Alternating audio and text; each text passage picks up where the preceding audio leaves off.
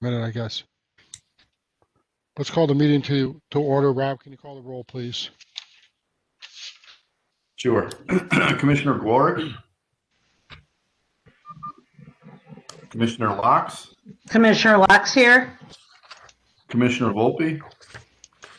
Commissioner Volpe is here. Alternate Albanese? Alternate Albanese here. Alternate Coles? Alternate Coles is present. Yellow? Alternate Salvocool? Secretary Santiago? Santiago here. Vice Chair Salka? Salka here. Chairman Hammersley? Hammersley's here. I did hear from Commissioner Coviello. He's not going to be able to join us. I also talked to Jeff Gork yesterday, so he should be joining us at some point. But in the interim, why don't we see Caleb Coles for that seat? And on Steve Wolowski, we'll see Commissioner Albanese for that seat. If we could all stand for the Pledge of Allegiance, please. Rob's got his flag behind him, so. Pledge allegiance to the flag of the United States of America and to the republic for which it stands, one nation, under God, with liberty and justice for all. We remain standing for a moment of silent reflection.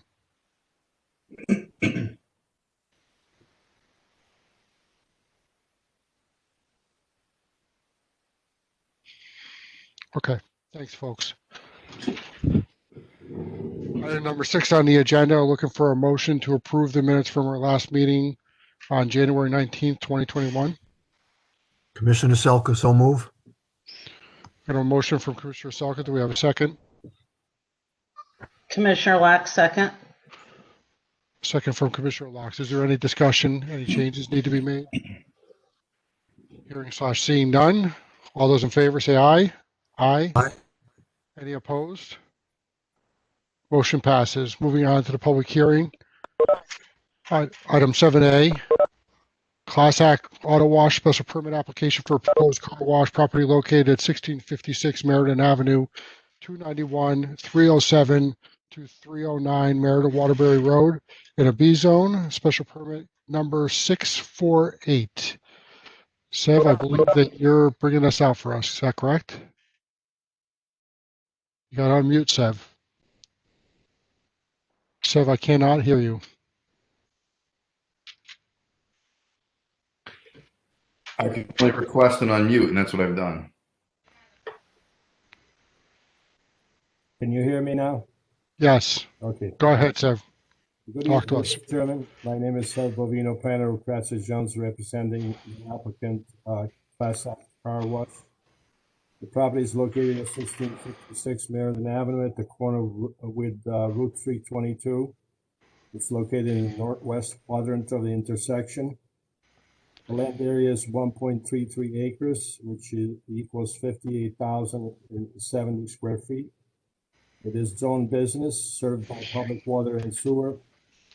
Property is next to an R2025 zone property to the north and west. It has been used over the years for an appliance store, gas station, machine shop, and repair shop. Excuse me, Seb, are you gonna be showing the maps? Could you upload the map on the screen, please? The one we submitted? All right, I'm gonna have to call that up then. Give me 1 second. Well, you can keep going, I'll find it.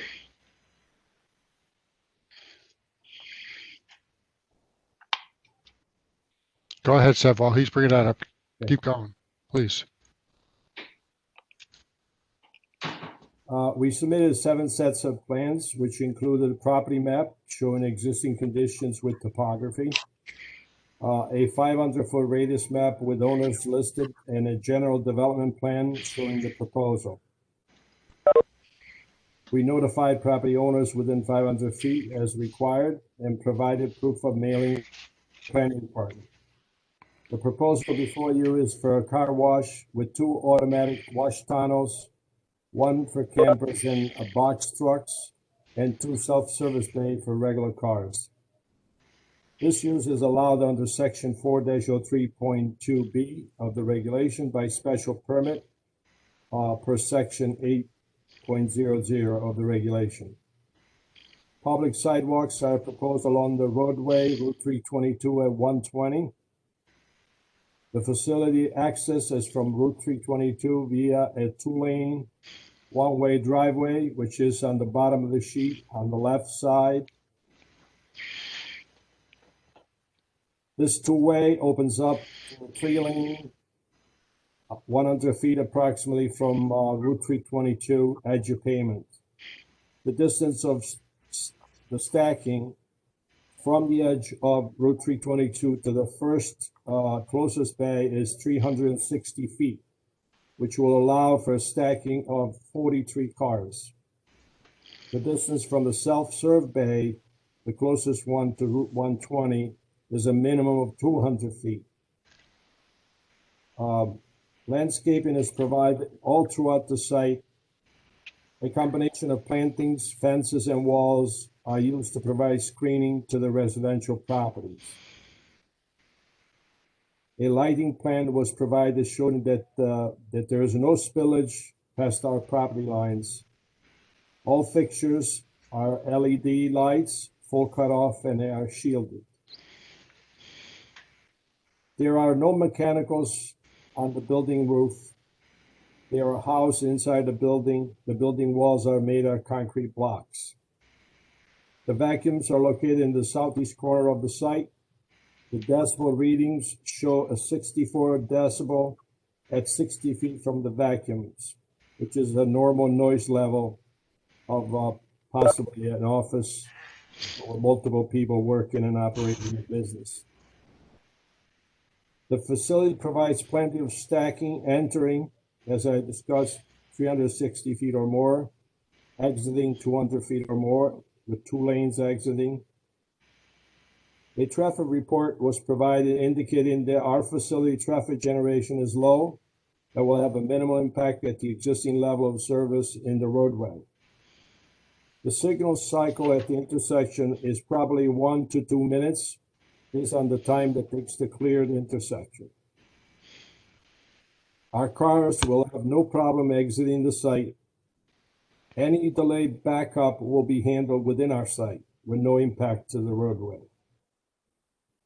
Hours of operation, we plan to have a 24 hours of operation.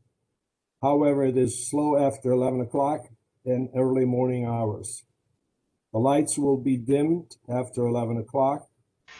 Normally they are dimmed until a car pulls into the bay for service. So normally the lights are dimmed, they're not full force. The building style is a retro classic style. A 3-dimensional plan was submitted showing the building elevation and how it is seen from the surrounding areas. If Rob can put it up, you can see that. There's multiple views from the intersection looking at it.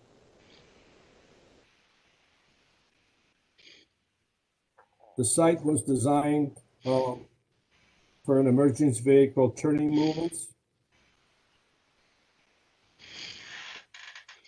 We understand that the signs proposed on this plan, we submitted a site plan concurrently with a special permit. We understand that the sign will have to have a separate permit. As you can see on the screen now is the views from different locations. The bottom of the screen is from the southwest, looking northeast, standing on Route 322. Then as you move up to the intersection, that's the second view. And then you get to the intersection looking northwest. You'll see the vacuum stations there. On the bottom of the sheet, you'll see the vacuum station, the building, and cars coming out of the self-serve bays, the 2 self-serve bays. The next bay, that's a equipment room, and then you have the other camper and box truck service bay, and then you have the automatic bays. As you can see, there's no equipment on the roof. And that's basically what the site will look like, obviously with the landscaping on it. We propose to have a berm, the 4-foot berm landscaped along the front of the building as you look from the intersection of Meriden Avenue and Route 322. That's the site there. There's no shrubbery, but the plans submitted show the shrubbery. This is more to allow you to see the vacuums in the building, looking northwest. At this point, if there's any questions, I'll be glad to answer any questions. We believe that this car wash fits the zone, and at this location will be a good use together with the rest of the uses currently taking place at this intersection. Okay. Thanks, Ed. That complete your presentation then? Yes. Okay. Let's start with Commissioner Santago. Any questions, Peter? There we go. So, I don't have issue with business since we hit full. I guess I had a site plan questions, which we'll get to the site. But can you said the last time you were though? So this is a self-operating thing. How often will people be there, people out, or to it's not going to be left by itself, right? I mean, you just how the business is going to type thing. So if people have a problem, they call. What happens? That type of thing. You breaking up, I got your point. You want to know if anybody's going to be there at certain times. David Carabetta is with us tonight. He owns the project, so he'll be glad to answer your question. Yeah, I'll take that one. This is Carabetta, live at 180 Genshin Hollow, Bedford, Massachusetts. So our facility is a 24-hour-a-day, 7-day a week. Oh, if I could just interject, I'm not hearing very well. Does anybody else have a problem? It's a little low. A volume increase there from that. Yeah. Can you hear me? We can hear you. It's just it sounds like you're speaking far away from the receiver there. Yeah, I can get closer. Can you hear me now? Again, I can hear you. It's just I don't know if we're on speakerphone or not, and that's causing a problem. Oh. Colin, I'll take the question. My name is Dave Carabetta. I live at 601 Winding Ridge, Southington, Connecticut. As Colin had started to say, our facility operates 24 hours a day, 7 days a week. We are monitored. We have someone on site, certainly at busy times, and certainly every morning and every evening. But the times that attendant is on site is somewhat sporadic, unless it is a busy time. And if that's the case, they're usually between 8 and 5 o'clock, 8 a.m. to 5 p.m. However, we do have cameras, and we are constantly monitoring the facility from various locations. We have not only the cameras, but all of the technology that's utilized at the car wash gives us the ability to monitor every facet of the facility and program and troubleshoot at alternate locations. So the coverage is certainly there for the facility. Peter, does that answer your question?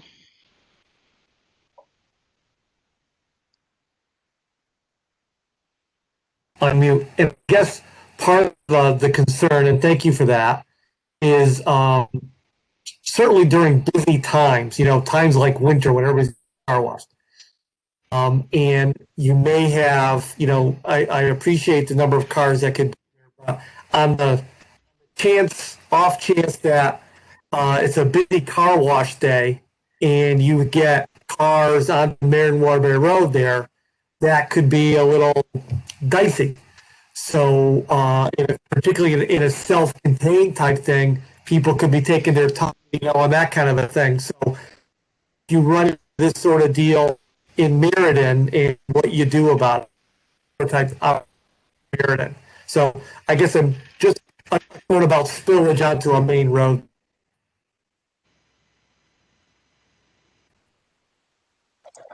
I certainly understand the question. Our main facility operates identical to what we've proposed for this facility.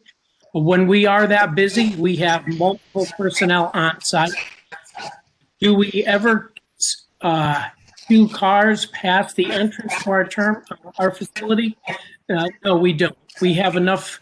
We've actually anticipated the additional queued cars at this facility will be more than sufficient to accommodate busy days and, quite honestly, extra busy days. I just want to add that, just to clarify a little bit, our facility is not a tunnel wash, which a lot of people are familiar with. Tunnel wash is set up in such a way that it can expedite a very large volume of cars at a moment's notice. We can speed up the unit or slow it down as needed. We are not so much a volume facility as we are a destination facility.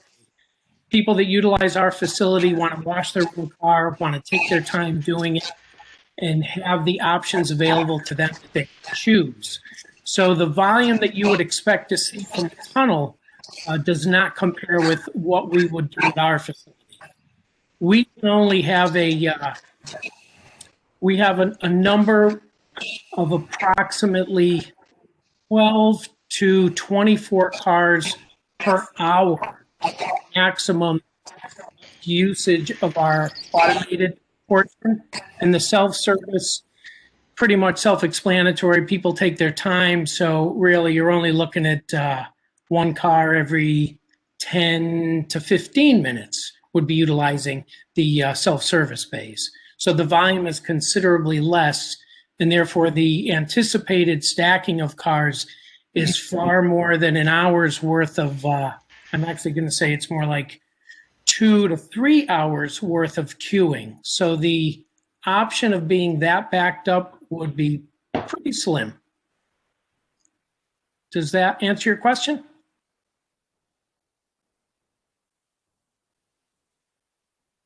You're muted, Peter.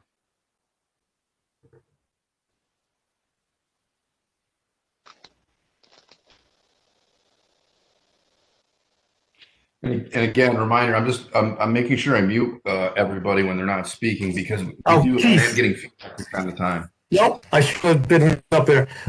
Thank you. I think my mind was another way of a, you were the explanation. Thank you very much for that. That was a lot clearer. In terms of then, it's different than a conventional car one, I would think. It is. I mean, the function is the same in that you're washing your car, but a tunnel is the same wash all the time, whereas, with certainly some variations. Ours is set up in that, there are people that only want a touchless car wash. Nothing touches their car other than water. So we have that option available to them. We also have a conventional what they call a soft scrub. So that option is available to them, as well as the self-serve bays, which in the self-serve bays are people that want to wash their own car and take their time. They certainly utilize the products that we have, which are all biodegradable and non-petroleum. So they're the proper chemicals for their car, and yet they're all biodegradable and non-petroleum. So it's well controlled from that aspect. I know that there was some concern about trucks. We are not a truck wash. We do not have the area for tractor trailers, nor are we proposing that. You would see larger vans, small UPS vans. You'll see small box trucks. You'll see campers. You'll see snowmobile trailers. That's the type of self-service wash you would see in what we call our truck bay. It's an oversized bay just for larger campers and whatnot, but it is not a truck wash. So when you look at all the options available, it's truly a destination to those that want to maintain their own car, outside of a tunnel. It's a little different. The end result is the same, but it's a little different in terms of the options chosen. Gotcha. Thank you very much for that. That's all I have for right now, Mr. Chair. My other questions would have to do with site plan, and I'll withhold that till we get to that portion. Thank you. Okay, thanks, Peter. Commissioner Locks? Yes, Commissioner Locks here. I'm just a little concerned if you have a lot of business and people coming out onto Meriden Avenue. And the way sometimes that light is always backed up, and unless you get a nice person, that person's going to be sitting there for quite some time. It's certainly a valid question, but again, you have to look at the overall volume and usage. Just to give you an idea, for our automatic bays, it's depending upon the package chosen, it takes 3 to 5 minutes per car, and that's on an automatic bay. So you have 2 automatic bays. So there's 2 cars. So really, when you look at it, we're only talking about maybe a car. There are 2 cars every light cycle or intersection light cycle. So which should be, we feel it would be sufficient. We don't feel there would be a backup. Certainly could there be one person that doesn't let someone out and they get aggravated? That can happen at certainly any intersection. But I really think our volume and our flow is such that it would be, quite honestly, less low than what you currently would see through the gas station or through the Dunkin' Donuts. Okay. Now, how about on when you leave these car washes, usually a car maintains some water in it, and that water ends up going onto the roadway. And with that incline of the hill and everything else, I think it might be a little dangerous at times. Will your place be monitoring that so, no accidents happen there? That's a great question. And yes, we do monitor. Safety of our car wash is one of our daily pet peeves, if you will. We maintain our car wash in that we will salt certain areas, salty areas on a regular basis. The runoff from our facility is you approach the exit, all the water, any runoff will run back to our site. So it's not going to run out onto the state road or the city road. So yes, there can be some water dripping from cars, but we're pretty confident 95% of it's going to run back to our facility. But nevertheless, we will salt our area, and I'm sure just from normal traffic, there will be some carryover from the salt onto the roadways. Okay, thank you. I just have one last question. It has to do with, let's say, your noise. As far as, like, if those vacuums are running in, let's say, the evening, is there a lot of noise coming out of those vacuum cleaners and out of the car wash facility? Because there are neighbors in that neighborhood that I know are very concerned. Understandable. And Colin has more data available than I have in front of me right now, but we do have all the decibel readings for the equipment. Dryers and vacuums would typically be what people might hear.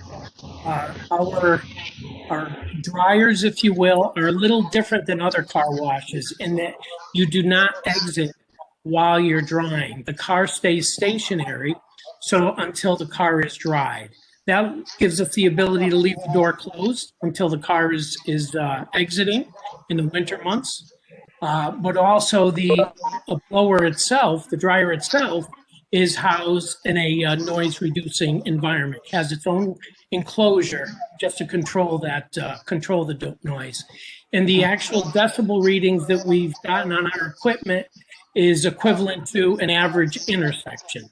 And I don't remember the exact decibel reading. I think it's around 60 decibels at, I'm going to say, 40 to 60 feet away. Again, don't quote me on that. But if you looked at the neighbors, in the distance from our exits, you'll find it's a considerable distance. So noise, quite frankly, should be no worse than anything else in the area. And the same thing with the vacuums. The vacuums are probably not even as noisy as a blower, but they're far enough away, and we feel with our buffer of fencing and shrubbery that it should not exceed any requirements from a decibel standpoint.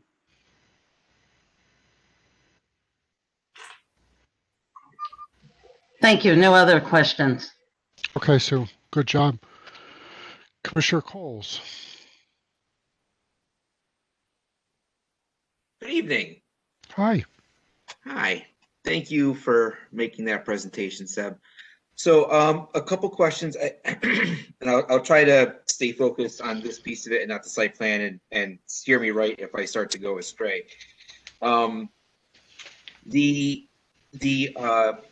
staffing that you had discussed with your on-site folks, so if it's fully automated, and it could be operated 24/7, what is the purpose of staff? Staff is constantly monitoring the facility in terms of cleanliness, in terms of equipment maintenance, in terms of day-to-day operation. As we said, putting salt down in the area, we're constantly monitoring the facility. There is always something for an attendant to do. As you could imagine, people that clean their own cars, the garbage pails fill up, detergents need to be maintained. So all of those items are covered by the daily attendant. So he certainly has enough to do.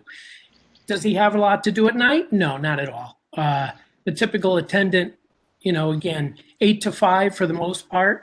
When it's busy, they may be there till 8 or 10 in the evening, but that is really very rare.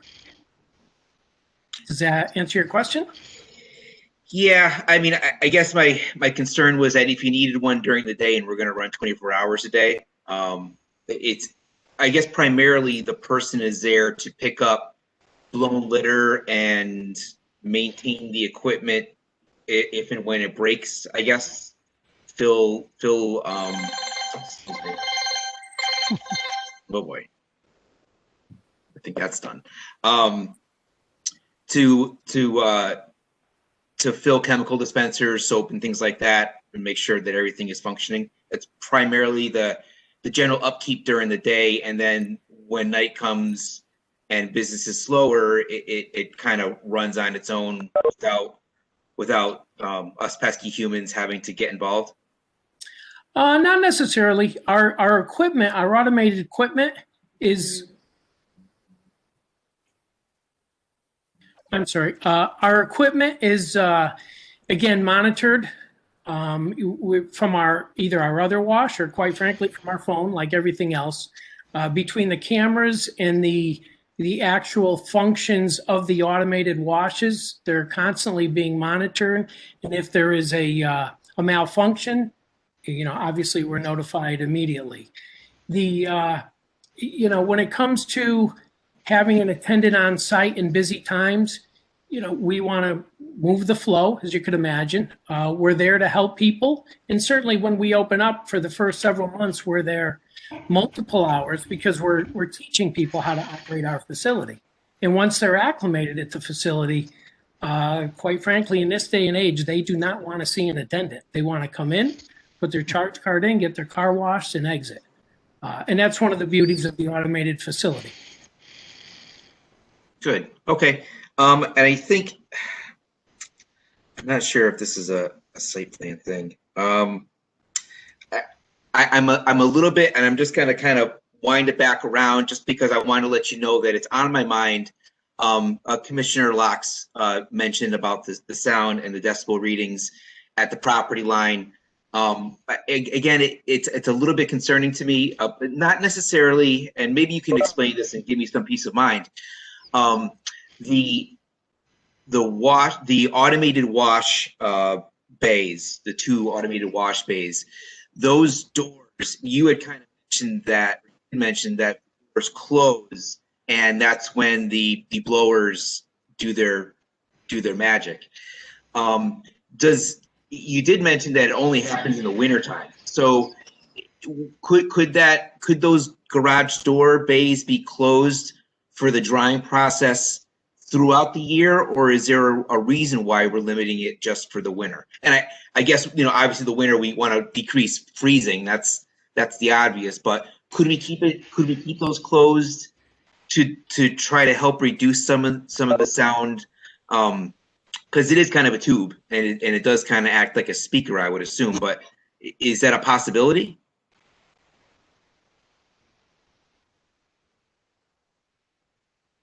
I think you have us on mute. Yeah. Sorry about that. It is a possibility. However, we truly don't want to leave the doors closed unless there's a reason we need to. If we're meeting the decibel limits with the doors open, summer out, it's nice weather. It just adds to the atmosphere of an open atmosphere. Winter certainly has its own issues. You're absolutely correct. We don't want to see anything freeze. When a car gets inside, it's more of a sauna. We want those doors closed. We want that vehicle to stay warm for obvious reasons. But in the summer, there's really, unless there's a reason to, we prefer not to keep the doors closed. Okay. And I don't think that, and correct me if I'm wrong or if I didn't find it, that there is, and Rob, maybe you can help us out with this piece. Is there a decibel limit for this zone?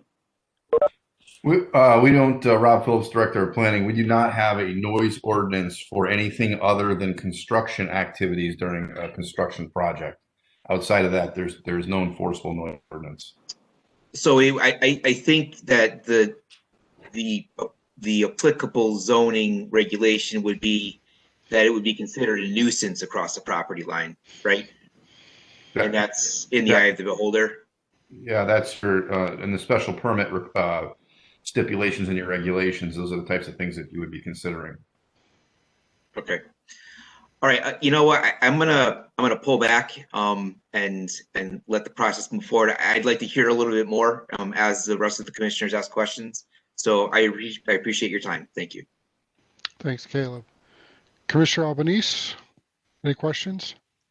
Yes, hi, Commissioner Albanese. I do not have any questions at this time, and I was hearing all the questions from the commissioners and agree with some of the questions. So I'll wait till we get to the site plan application portion of the project.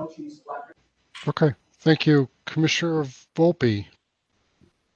Good evening. Glad to be back, and thank you for the presentation. I did appreciate it. I do have a couple of questions.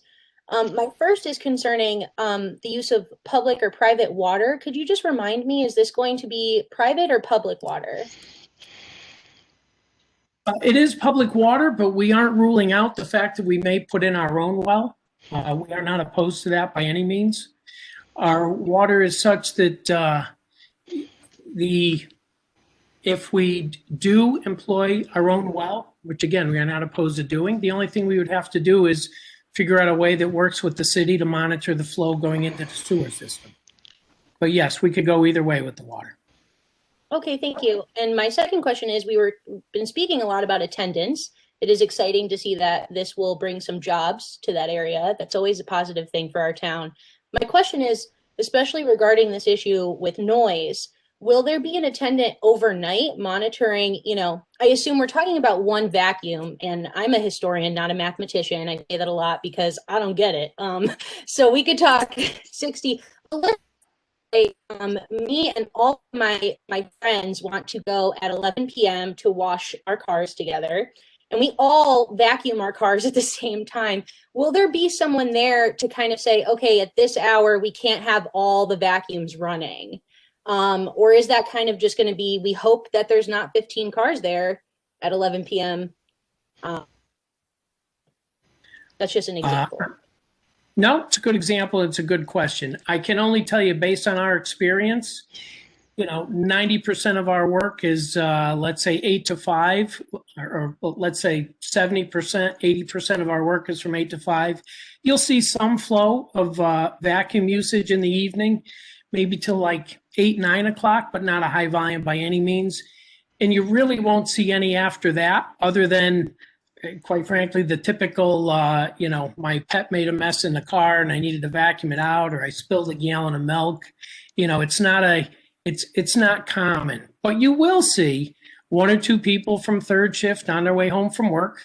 It's the only time they have to wash their car, and it's a great option for them. But I can honestly tell you, I haven't seen a lot of activity with multiple people that late in the evening.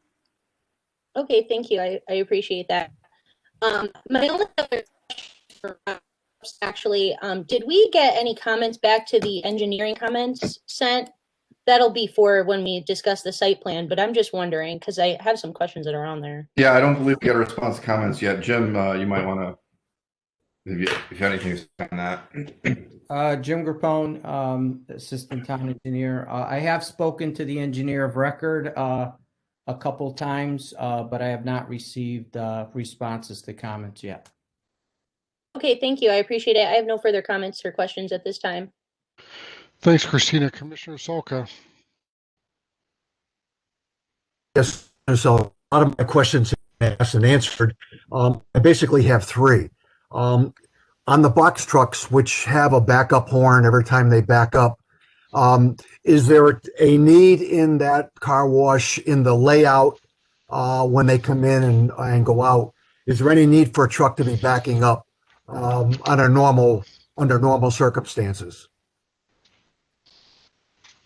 No, there isn't. The facility is designed in such a way that they queue accordingly. They enter the appropriate bay.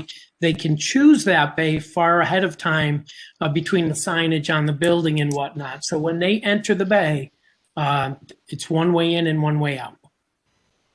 Thank you.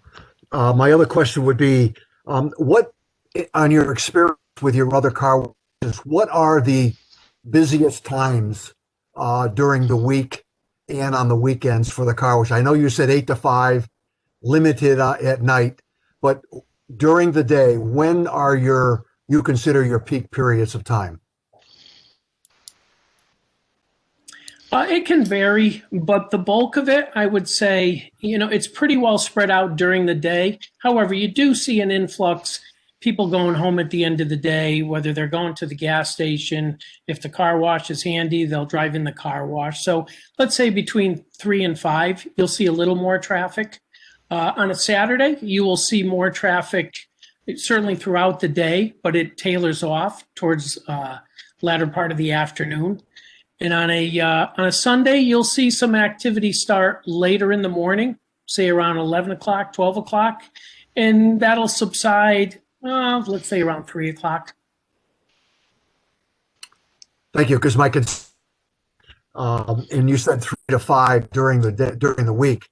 That is probably the absolute worst time for that intersection on Meriden Avenue.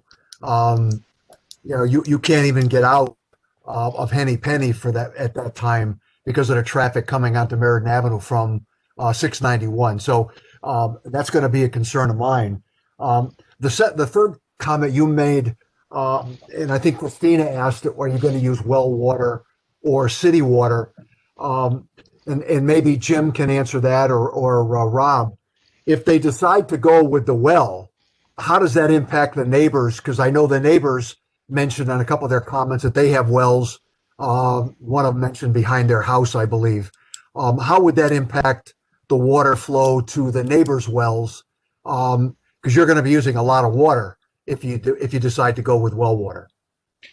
So I guess that might be a question for Rob. Yeah, Rob Phillips. I mean, obviously, wells are reviewed, regulated by the health department. I don't know that they get into drawdown impacts or effects. I mean, Jim, I don't know. It's probably you're looking at it from a contamination separation standpoint only.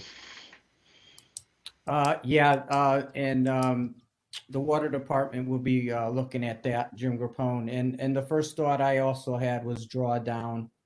I'm not sure what minerals are in the would be in the well versus in city water through a car wash. Sometimes hard water and other constituents, affect, how much soap suds you get and things like that. So we'd like to. I would prefer it to be city water, but I'm sure the health department will be open for well water. Well, thank Uh, you. That's- If I can add to that, it would not be uncommon for us to want to, or out of the ordinary, for us to want to request a well for our irrigation system and for some of the smaller equipment or smaller usage equipment, but understand that that would be through a state permit, and there is a deluge limit that we would be required to maintain. And our usage, you have to understand, our usage is throughout the day. So would we do a tremendous drawdown? I would tend to doubt it, but again, upon developing a well, we would know what the pros and cons are available to us, so that we wouldn't pull down the area. Okay, thank you, Mr. Chairman. That's all my questions. Okay, thanks, Bob. Could I ask somebody on the applicant side to talk a little bit about the lighting? It's the one topic that was brought up quickly, and there was no expansion on that. I'd like to have somebody get into a little bit more detail on the plan there, please. Sure. Our bays and the yard or the vacuum areas, some of the entranceways, we have some lighting on all the time. When I say all the time, they go on via timer.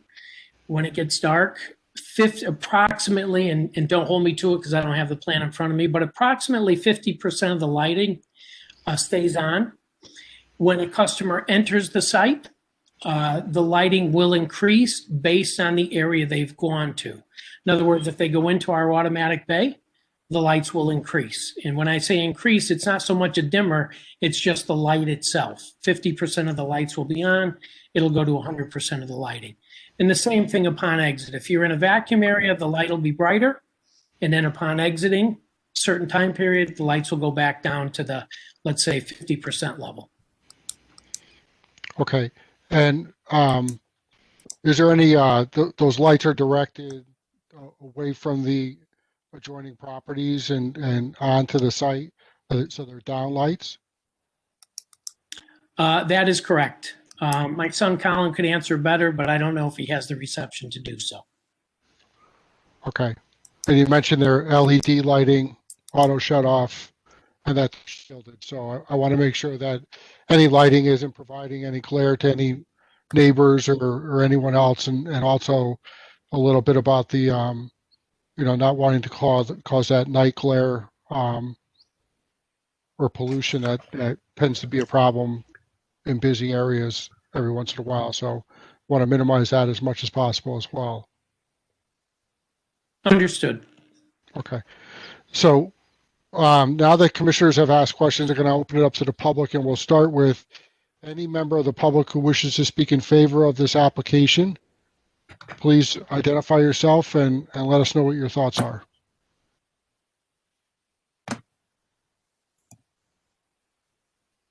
Give it one more call for anyone in favor of the application. Okay, seeing and hearing none, do we have anybody who would like to speak in opposition to this application? Again, please identify yourself and share your thoughts. We did receive a couple of letters. Sorry, just one second. We did receive a couple of letters that were in the record. I think they got circulated to members of the commission as well. But go ahead. Who was that? Dustin? Doris Fillion. Doris. Okay. Can you hear me? I can hear you. Yes. Can you hear me? Yep. Yes. Doris, if you can Okay. just identify yourself and give us your address, please, just for the record, please. Certainly. Doris Fillion. I'm at 1644 Meriden Avenue.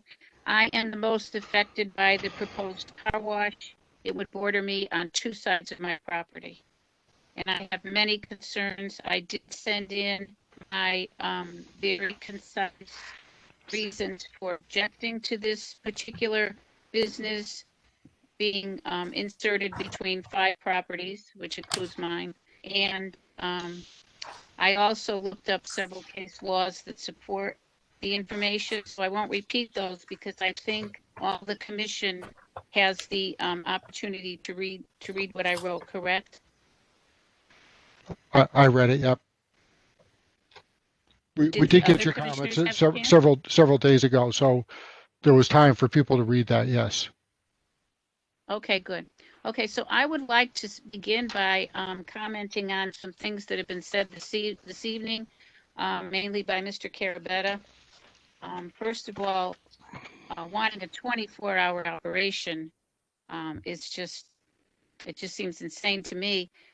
The traffic study showed, and I'm not sure if it was for 24 hours, but it showed 233 vehicles are going to be passing through there. That's the suggested assessed number of vehicles that are going to be passing through.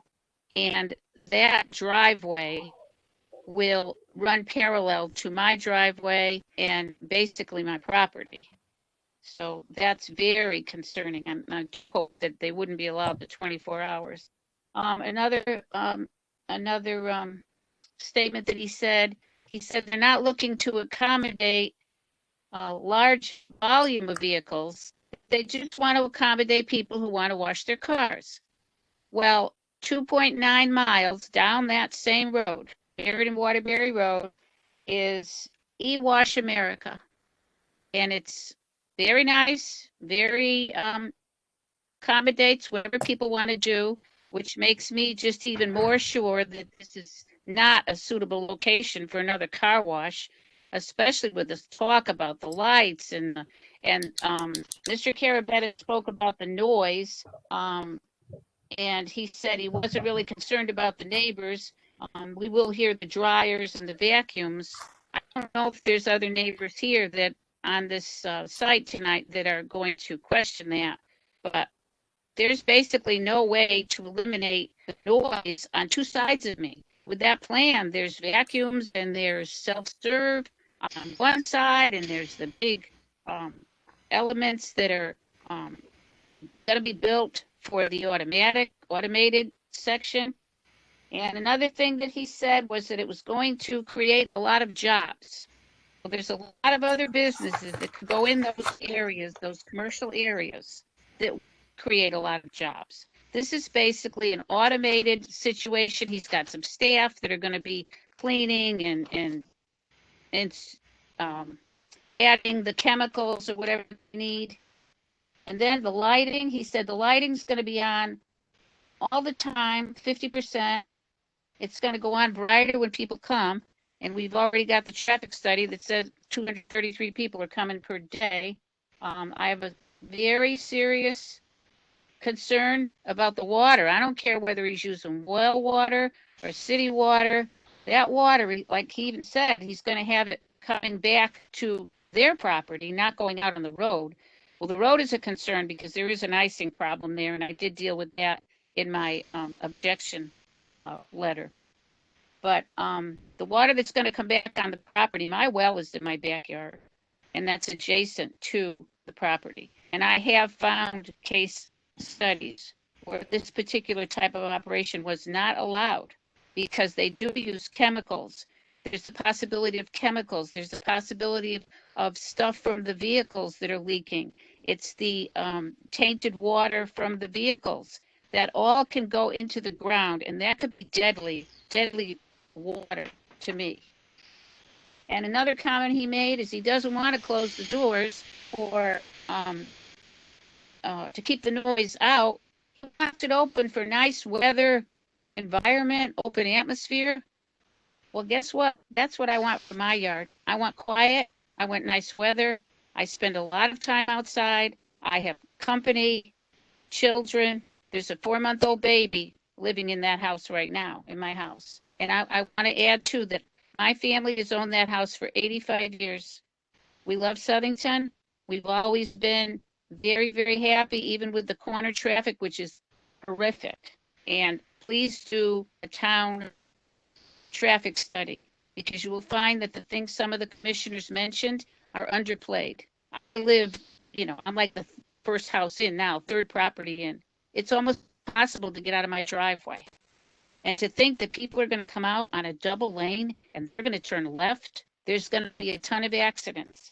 Because we've learned, and I've told anybody that comes to my house, very, very careful, particularly if you're turning left. Those cars speed around that corner from the turnpike onto Meriden Avenue. And you look, you think no one's coming, you start pulling out. By the time you get across one lane to go left to the other lane, there's a car. So I don't want to take up a lot of time. I want to see if there's anything else I wanted to comment on what's been said so far, and then I'll, of course, give other people a chance to talk. He said there's not going to be trucks. Well, large campers, heck, I have a 34-foot motorhome. So, there are large vehicles. The other thing I want to comment about the noise is, as much as they think they can have some authority over the noise, they have no authority over what kind of vehicles come in. The vehicles might have a broken muffler. They might not have a muffler at all. They could be giving off a large amount of exhaust. The trucks could be using those braking systems. Noise is noise, and the chemicals and the traffic are my main problems. So I'll stop on that. I think I've mentioned mostly everything that he mentioned. Thank you for the time. Thanks, Doris. Any commissioner have any questions for Ms. Filton? Commissioner Coles. Hi, Doris. Thank you for your comments. I really appreciate them. One question: since you do live closest to Meriden Waterbury Turnpike, and you did mention the number of accidents, so the convenience store that's across the street from you, do you notice a lot of accidents that occur coming out of that establishment? No, because the way they have their driveway set up, it's on a definite angle, so they can see, and they're close enough to see the cars coming around that corner. But if you come on our side of the street and you come down, I mean, they're going to be pretty close to where I am. So like I say, you look, you think nobody's coming, and then the next thing you know, the car is coming around the corner and you're halfway across the street. You're going to have 233 cars a day thinking that there's nobody coming that they can pull out. It's just a very, very dangerous setup to put those double lanes. Plus, there's another problem regarding that I will add to. They believe if they put trees and fences that's going to protect my property. The trees would just make another problem because you wouldn't be able to see very well to the left. And one of the commissioners already mentioned the traffic problem. Most of the time, and not just between 3 and 5, I can't get out of my driveway because the traffic is backed up to maybe 2 houses beyond me. And somebody mentioned maybe some nice person will let you out. But that's going to cause more of the stacking problem of the exhaust and the cars running and trying to get out. It's just another problem. And the fellow also mentioned about the self-serve. The people can come and take their time. Well, the other cars are still parked there. They're letting off fumes, exhaust, whatever the problems are with their vehicles. Which what I'm trying to say is, as nice as Mr. Carabetta thinks that they can have control over the noise or the fumes or the exhaust, you can't have control over which vehicles come into that car wash. I just want to say, I think the conclusion is that it's just with everything, an L-shaped car wash that's that huge and that kind of an operation, it's unsuitable and it's inappropriate for that location. Thank you, Doris. Thank you. Yeah, I was really looking for that for your eyewitness perspective on the traffic accidents. I do appreciate that. Thank you. You're welcome. You all set, Caleb? Okay. Any other commissioner have any questions? Commissioner Santago. Thank you. Hi, Doris. So I must have missed, how long have you physically lived at this location? My family built it 85 years ago, and I've lived there on and off. I lived there for a while, then my son and my grandchildren lived there. Then I lived there again. Now I've got some relatives living there who have a 4-month-old child. So 85 years, it's been in the family, and I'm just asking you folks not to interrupt the residential life of me and other people.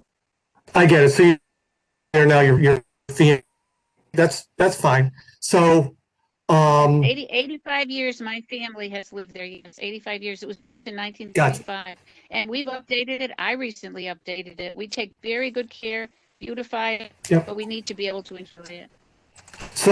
So you've been there when there were other things on that corner, right? Oh, yes, my neighbors, the Pernals, I grew up with them. The house next to me, and then Ace Appliance was on the corner. Ace Appliance was a very small little place. That worked fine. Were there any And the Pernals, issues that was with other, residential. were there other issues with other businesses were there? Only Ace Appliance was on the corner. There was nothing directly next to me at 1656. For many, many years, that was owned by the Pernals, John Pernal. Yeah. And But you then, didn't I don't know, have somebody bought any it. other, but I guess when there was other businesses, did you notice other issues, traffic, like you're talking about, traffic noise? I mean, there's been a machine shops there, that sort of thing. Yeah, the machine shop was way in the back. That was Tarnowski and then another fella. That was, it was a very small machine shop. People just came and go. It wasn't any constantly moving traffic. Even Dunkin' Donuts can get busy sometimes, but it's not constant. And the gas station, people get gas, go get a drink. We went across the street to get, so if you can make it across the street to buy something. But no, the traffic has increased majorly. And I certainly would encourage, I mean, those are residential properties. I certainly would encourage smaller businesses where you don't have the operation being constantly moving traffic. I would just request that there would be less intrusive, less noisy, less exhaust producing, less health danger, less traffic danger. Okay. You all set, Peter? Thank you. Any other commissioner have any fill in? Let me just ask this because I'm curious as somebody who used to live on that area, and I drive by it every day to and from work, so I'm familiar with that intersection. In terms of that area, I mean it's pretty busy with the businesses there. Have you noticed any changes since those businesses sprouted up over the course of the last 20, 30 years as a resident? Because ages ago, I don't know if you recall, there was Sales Market, and he was a relative of the people that lived next door. That was the little market. It's just the small mom and pop places, the gas station, the Dunkin' Donuts, the little store there. They're just little stores. People come and go. It's not constantly moving traffic. But to say that when you're going to have a business that's going to be the prime reason for that business, for cars to come in, go through their thing, come out, go through the thing, come out, and come out on Meriden Avenue, that's a nightmare. There's no way a large van, first of all, is take that right-hand turn. They're just not going to get out there. Either they're not going to let you out, you're not going to make it.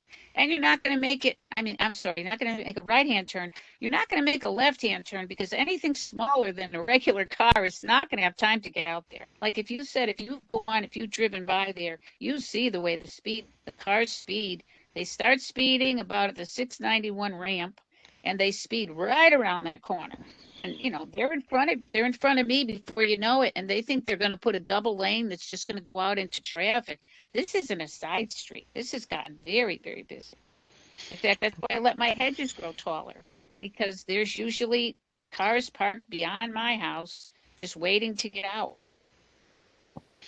And just, I mean, that Dunkin' Donuts there, for example, does get backed up Yes. in the morning, and I'm assuming sometime probably between the hours of 7 until probably around 9:30 or 10 o'clock. It's relatively busy. Right. How many vehicles do you think are going into those other businesses on an hourly basis, generally average daily, if you had to guess, as someone who lives out there? Well, like you said, it depends on the time. Sometimes it's very busy. Sometimes there's nobody. Well, peak The hours. point I'm trying to make Let's is say peak not hours, though. steady. Just a guess. Hour? Okay. 10? I don't know. Okay. I don't know. I mean, I haven't paid attention. It's not, when you go in there, you don't have to wait a long time. Of course now, you don't go in anyway.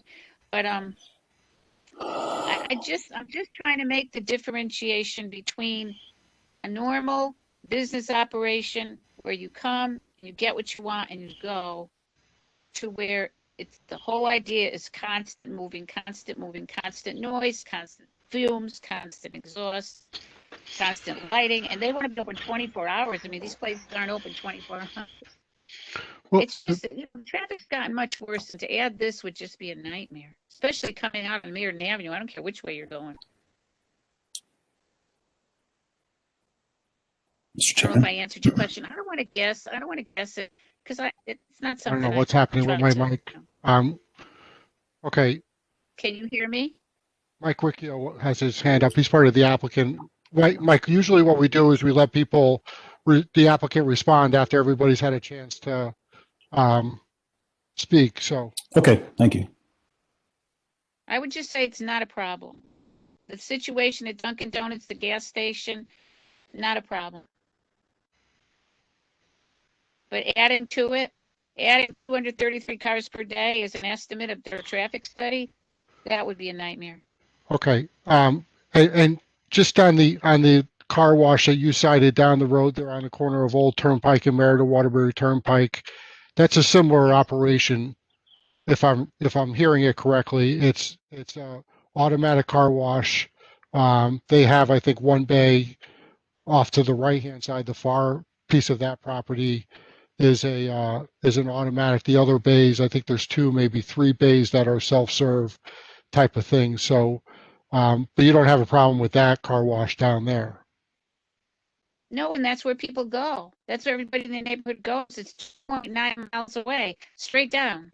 So why would we interfere with 5 residential families? If you look at that picture, it's like it's sandwiched between 5 residential families on all sides of this thing. Why would we interrupt all these residential families to their right to quiet and peace and not smoke and not odors and not exhaust? Why would we interfere with them with the kind of business that we all can go down 2.9 miles straight down the road? Okay. But yes, everything you said about that car wash is correct. Yeah. Okay. Thank you, Ms. Phil, and I appreciate you coming out and appreciate you sharing your thoughts with us both here and your written correspondence. Do we have any other members of the public who'd like to speak in opposition to this application?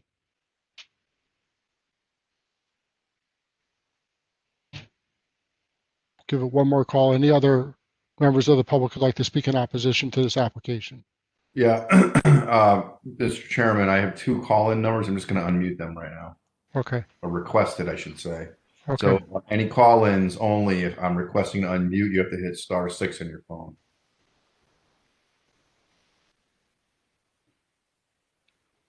Anyone who'd like to speak in opposition? Yep. Yeah, so my name is Steve Gahevich. I own the property that would be right next door on 321 Meriden Waterbury Turnpike.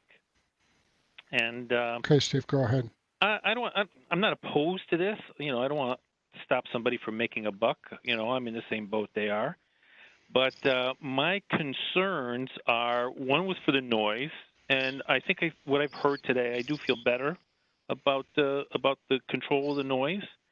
But what I didn't like hearing today was the idea that there might be water used from a well.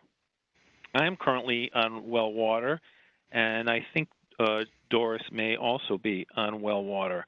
So I'm just concerned that if a well is tapped, that you know, it might deplete the water supply. Number one. And number two, as far as the drainage goes, I'm going to ask a dumb question. Was the drainage on the property of the water, is that exiting into a sewer, or is that part of a leach field system? Steve, let's ask someone from the applicant to address that question. Actually, yeah, go ahead. Sev, David, Mike, whoever we have. Anyone want to take a shot at it? This is Dave. In terms of, could you tell me the leaching question again? Your concern on leaching? You mean the runoff from the facility itself? Yes, the wastewater, is it going into the sewer system or is it going into a leach field? Nope, great question.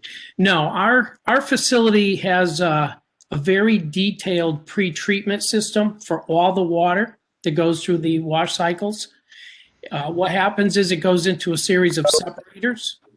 And by the way, this is all under state permit. So the state has to approve this permit. So as the flow of water enters the separators, it is through a series of separators to separate any solids, to get any oil and grease extracted, neutralizing of pH, and then it's actually set up to be, if I'm not mistaken, a 6 or 7 hour retention. So the highest quality of water possible is what is discharged to the sanitary sewer for further treatment. Now, with that said, there is a maintenance protocol that we maintain for our separators on a regular basis to make sure that they're operable, to make sure that the flow is adequate. So there's a cleaning operation that happens on a regular basis. The detergents and the soaps that we use throughout the facility, those again there are certain requirements under state permit. We do not use petroleum-based products. We only use aqueous-based products, biodegradable products, and all of the requirements from the state are there for that reason, to protect the water going into our sewer system and certainly the surrounding area. Also understand all the water that is the runoff from when it rains, not so much from the car wash water, because all that water goes to a separate system. The water, just the regular rainwater, is collected through a series of storm drains, and that goes through a separator in itself, not to the extent that the car wash separator does, but the wash water separator, but to eliminate any debris and things of that nature. And that is also a maintenance item that we maintain. So nothing gets leached on site. There's absolutely, the only areas that will not be paved, frankly, will be the buffer zone, the landscaped areas. Everything else is very well contained and pitched in such a way that the water will not exit the property into any adjacent property. Well, thank you very much. You've answered my question. Thanks, David. Steve, any other thoughts you want to share with us? Any other questions you might have that we can get the applicant to respond to? That basically wraps it up. Okay. Thanks, Steve. Appreciate you sharing your thoughts with us. Is there any other members of the public who'd like to speak in opposition to this application? Any other members speaking in opposition to this application? Seeing none. So we'll go back to the applicant and ask them to respond to some of the comments that came out. Mike, I saw your hand up at one point during Ms. Fillin's comments. So if you could just identify yourself for us. And thank you, Mr. Chairman. Can you hear me there? Yep. Mike Riccio, 124 Andrew Street, Southington. I just wanted to respond to kind of collectively some of the comments that were made with regard to noise, et cetera. We're all familiar with Southington, if we kind of go around town, many of our gas stations have vacuum pumps at them, certainly on Merritt-Waterbury Road, Queen Street. Queen Street, we have car washes that either abut or are directly across the street from a massive residential apartment complexes up and around the I guess that would be the southerly end of Queen Street. And I don't think collectively, either through the planning and zoning department or the town council, we've gotten very many noise complaints from any of those operations. And I think we've all seen the operations of these gas stations and car washes throughout our lives living here in Southington to know well enough that we don't see the vacuums being mobbed at 10, 11, 12 o'clock at night, 1 o'clock in the morning. I think, on average, you see people there during the day. It's not typically an activity that we see at either the car washes or our gas stations late at night. The decibels coming out of this car wash are going to be less than 40 decibels. To address the traffic, if there's 200 plus cars coming in through this property during the day, that's off of an 18,000 car a day intersection. There's 18,000 cars a day traveling through that intersection, and this property might be pulling off a couple hundred. It's far less than, I would venture to guess, the amount of cars that travel through Dunkin' Donuts between 5 and 9 o'clock in the morning. I would venture to guess it's less than a quarter of the amount of cars that travel through the Henny Penny at all hours of the day. Commissioner Salka brought up that intersection being busy at Henny Penny from 3 to 5, and I would agree wholeheartedly. The car wash is on the opposite side. So the Henny Penny is on the go home side of the street, and the car wash is on the go to work side of the street. So the busy times of the car wash are actually opposite of the normal daily traffic flow of that property, or what's proposed on that property. So if you're looking at traffic flow, I think that issue is minimal. If you're looking at noise, Mrs. Fillion had addressed noise issues. The Henny Penny has music and videos playing at the gas pumps throughout the day. That doesn't seem to be any kind of a noise issue. And I understand, I know Mrs. Fillion's lived in Farmington since the mid 80s, so she may not be all that familiar with the newness of that corner recently, other than maybe visits to Southington. But that corner and it's been refurbished again, the Dunkin' Donuts generates massive amounts of traffic, and this property is only pulling that traffic that's already existing. So I think there's plenty of examples in Southington that show that early, late evening hours, early morning hours into the night is really not an issue. It's maybe a one-off. The noise studies show less than 40 decibels here. There is really no environmental impact at all, as Mr. Carabetta showed, recently explained. And I think it actually is in harmony with a business zone, with what used to be a grocery store. On this particular property, it used to house, since the 40s, actually, a gas station with 4 or 5 service bays with air guns and wrenches and jacks and lifts and a machine shop on the rear of the property. A car wash that operates typically 8 to 5 is far less intrusive than the 2 operations that have existed there for many, many, many years. Thank you very much. Okay, thanks, Mike. Hey, can I ask the applicant, do you have your the person who did your traffic study? Are they here tonight? No, they aren't, but if Norm Bolduc is here, Norm, I'm not sure if you have any detail on that available to you.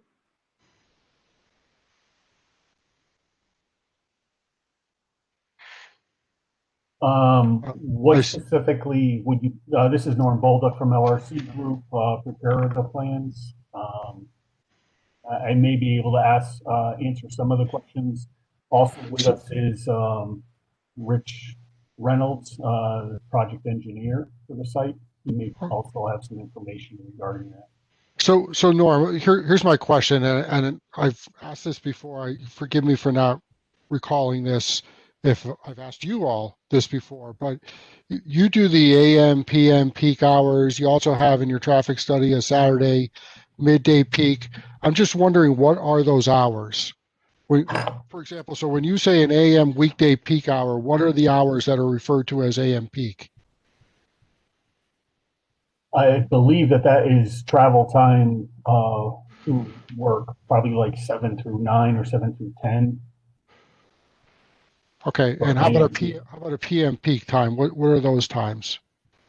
I would believe that it would be somewhere around 3 to 5, 3 to 6. And how about a midday Saturday peak? I would believe that would be just for midday from like 10 to 2. Okay, 10 to 2. Okay. And your traffic study essentially says that there's about 233 vehicle trips per day estimated as a result of this car wash. Is that accurate? Correct. And if I break that down on a 24-hour operation, that breaks down to 9.7 vehicles per hour. Am I doing my math correct? Yes. Okay. And that was broken down also as 78 weekday morning and 155 weekday morning. And what time of the? Go ahead. Sorry. I'm sorry, I misspoke. It's 78 weekday morning and 155 weekday afternoon. And 82 Saturday midday peak, correct? I don't have that number in front of me at this time. Okay, that's what I read in the traffic study. So, okay.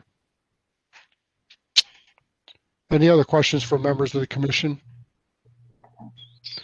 Could I ask the applicant why they have not responded to the 33 questions that came from our assistant town engineer? We're in the process of doing that now. There was one outstanding question that our project engineer was working out with Mr. Grappone regarding 1,500-year storm event elevations. The majority of the rest of the questions have been answered, but we just received those on Friday. So we just didn't have time enough to answer all of them. We did address the planning commission comments, but we just haven't finalized all the engineering yet. Right. Yeah, you did respond to the planning commission comments. However, just like many volunteer boards and commissions such as this, we rely pretty heavily on our staff to look at certain things and get back information for us. Because those comments were not responded to, and they do ask that those be responded to in writing, I'm inclined to keep the public hearing open so that we can get whatever those comments are read into the public hearing prior to us acting on them. So I'm not trying to delay anything necessarily. I just think it's important for us to see what those responses are, for myself anyways, and anyone else can say whatever they want before we close this public hearing. Is there any other comments from the commission, or if the applicant has a comment? Sev's got his hand up. Go ahead, Sev. Give it to me. Sev, go ahead. You gotta Can you unmute hear me, yourself. Mr. Chairman? Yep. You can? Yes. Okay. Mr. Chairman, Seth Bovino, planner of Cratchit Jones, representing the applicant. Are those comments that you're looking to answer to related to site plan or the special permit comments? I think that they're mixed. I don't think that they're all necessarily one or the other. Okay. Because if they were a site plan related, we could address them at the site plan time, which most likely is going to be because of we don't have responses to the town engineer's comments. Well, we got our next meeting 14 days from now on the 16th, which is the day after President's Day. So I feel pretty confident that you probably are going to get back to Mr. Grappone in advance of that date. I like to Ms. Fillion, hold on. Sev, just a second. This is Fillion. Give me a minute here, and we'll see if we can tie you back in. Sev, I don't think we're closing the public hearing. So if you want to make comments before we move on to the next item on the public hearing, that's fine. But I don't want you to think that we're closing the public hearing, because I'm inclined to keep it open unless there's a commission member who feels otherwise and can compel me to not keep it open. I will not make any additional comments. I was going to go over the issues that were discussed tonight just to have a closure to those issues. But if you want, just move forward, that's fine. Well, I think that Mike and David did that, but you're certainly welcome to do that. That's usually the way, as you know, usually the way we do it. So if you want to add to what they said, go ahead. Okay, I thank you, Mr. Chairman. In regard to stacking on this property, I did indicate that we have plenty of stacking. We have the ability to stack about 43 cars. There's a 360-foot distance on the driveway coming in, one-way driveway coming in from the edge of the road to the first bay. In regard to the icing problem, our driveway coming out is at a 5% grade. In some areas of that driveway, we have an 8% grade pitching toward our property. So any water that's accumulated on a truck bed or truck roof, it will discharge to the ground within our property because of the slope. It's not a flat site where the water will stay on the truck and move into the roadway system. We are doing the salting and maintenance, like Mr. Carabetta said. The noise level, it was indicated, it was measured at 64 decibel, 100 feet away from the vacuums. The house next door is 70 feet from the property line. The vacuums themselves are well above the 100-foot distance to the house. And the 64 decibel we discussed being very low in terms of volume. The water, the proposal for the water is public water. We just brought that up in case the commission or anybody was thinking about that we should be using well water, but the proposal before you is for well water. The lighting plan was submitted, and it shows, you look at the lighting plan and each spot on the property is addressed. There's a zero spillage to the properties next door. Together with the fact that these full cutoff lighting shielded, they're directed down to the ground and not to the properties, the lighting should not be a problem.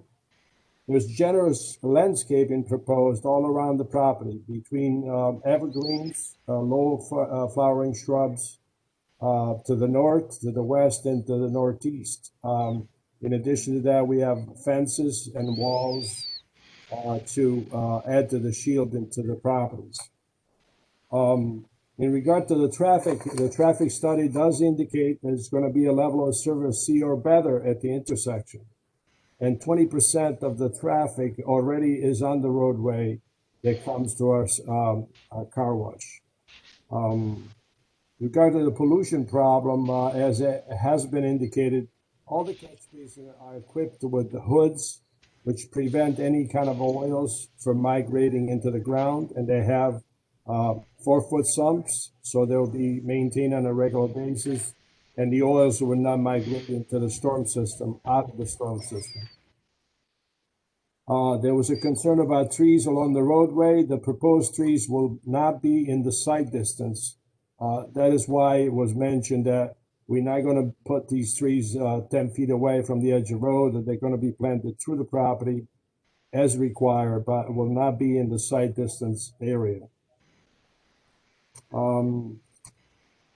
That's it, Mr. Chairman. I believe that those are the major points of concern, and so we'll be glad to move forward. Okay, thanks, Sev. And David, could I just, maybe we should have, Doris has raised her hand again, and she'd like to say something, and maybe she's going to say something that you might want to respond to. So if it's okay with you, I'll go to Ms. Fillion and ask her to say whatever else she might want to add to her earlier comments. Go ahead, Doris. You got to unmute yourself, Doris. I think you're muted. Okay, thank you. Yep. I'm new at this. That's all right. I would like to first respond to comments that Mr. Riccio made and Mr. Bavino made.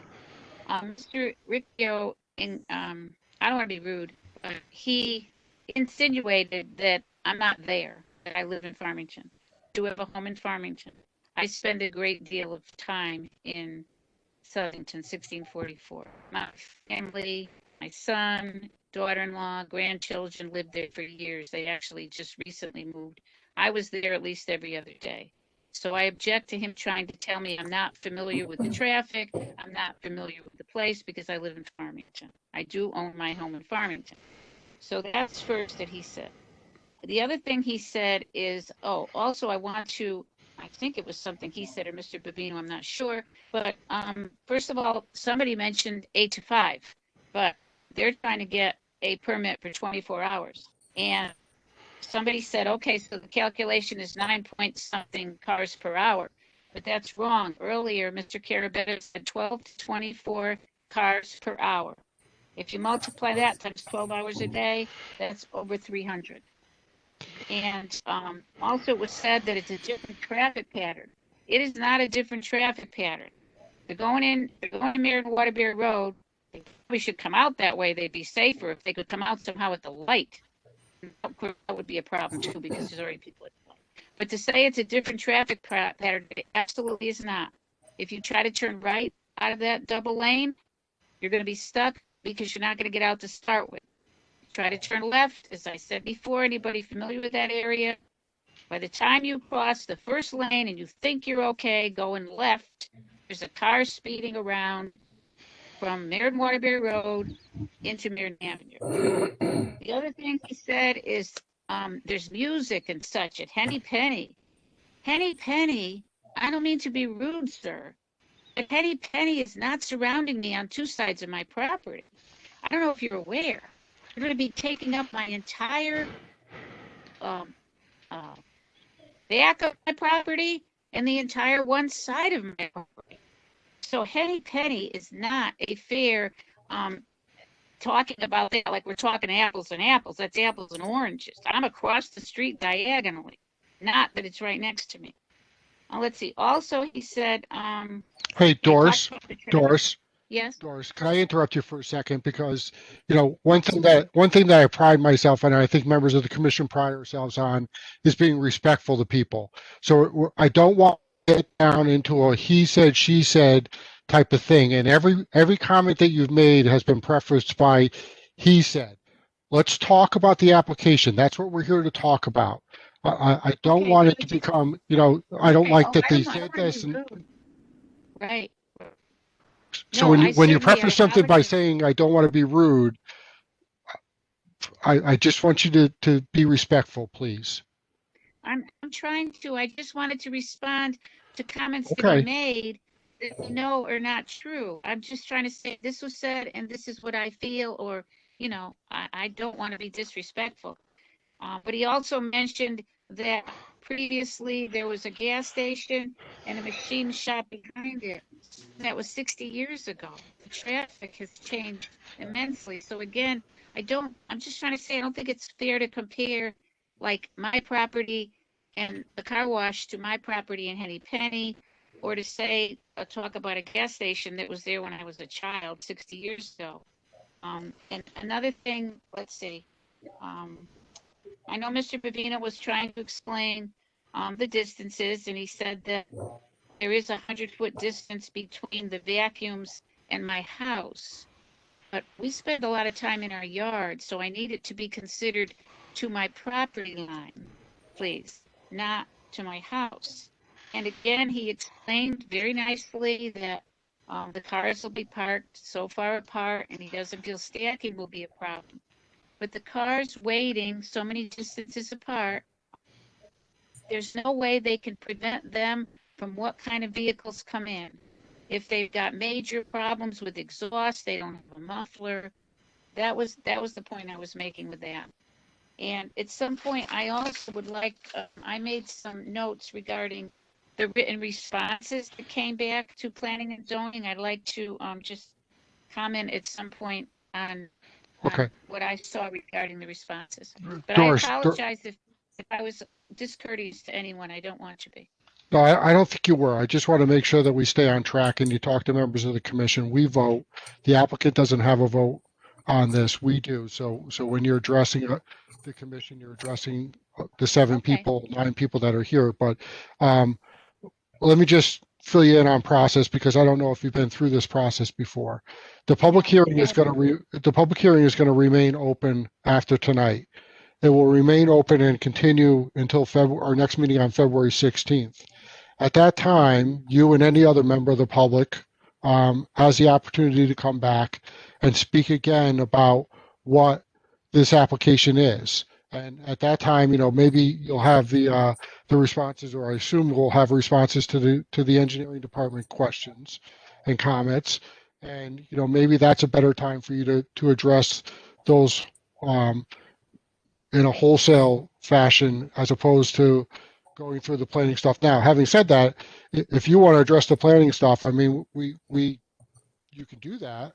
But I'm just trying to move on to an agenda that has a lot of things on it that we have to get through. So, and just so you understand, this is not your last opportunity to talk about this project or application to us. We'll have another one on February 16th. So. Okay, and can you still hear me? Yep. Yeah, okay. So perhaps it would be best for me to do what I did before, is I'll send another written, I'll put my comments in writing. Sure. So that all the members of the commission, you know, rather than speaking them out, seeing as you're going to continue the process, yep, I'd be happy to put them in concisely in writing and send them along, so you folks can read them rather than me taking up the time of the meeting itself. No, and again, you're welcome to talk now. You're welcome to talk again on the 16th if you wish to do that as well. So No, I think that's fine. I've given enough information for tonight, and I've made a lot of notes. So, what's the date of the other meeting again, sir? we meet again on February 16th, same time, same place. Okay, great. Okay. I'm All assuming right, we're good. not No, we're not that coming out of virtual I'll meetings. concede my time. I've taken up too much already. I'll concede. Well, Doris, we I just have appreciate the most to lose. I guess I hope you understand. I have the most to lose in this ordeal. we With the appreciate boundaries of my we property. appreciate your comments, Doris, and we're grateful to have people like you in our community and willing to come out and let us know what your thoughts are to educate us and help us reach a decision that takes those into consideration. So I appreciate that. Thank you. Thank you. David Carabetta had his hands up.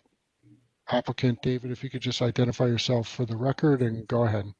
Yes, David Carabetta, 601 Winding Ridge, Southington, Connecticut. I just wanted to try and answer some of Doris Fillian's questions. I believe I answered the water quality issue through my response to Steve. If not, I can certainly elaborate on that again. But a couple things I did want to clarify, and I want to make sure the commission understands this. I don't want it perceived that I claim that we are going to bring a lot of jobs into the area. Quite frankly, that is not the case. Will we employ personnel? Yes, we will. Are we boasting that we're going to employ a lot of people? No, I can't do that. We are a self-service operation, but yes, there's a lot of area contractors that will work for us. There's a lot of maintenance that goes on. It's through outside contractors as well. So we do employ people, but we do not want to be perceived as a high employer in the area. In terms of the vehicles and the pollution, I heard you say the muffler, which, as we all know, I can't be responsible for the muffler on a car. But what we do is we post on our property, we will post the state requirements in terms of a vehicle running. A vehicle in Connecticut is not allowed to run more than, I could be wrong here, it's either 2 or 3 minutes on a continuous basis. That is a regulation that we post. We post signage at our facility just for that reason. The only time you're allowed to run a car longer than the 2 or 3 minutes is when you're at sub-zero weather. So we do comply with those requirements, and we make sure that our customers are knowledgeable of that requirement as well.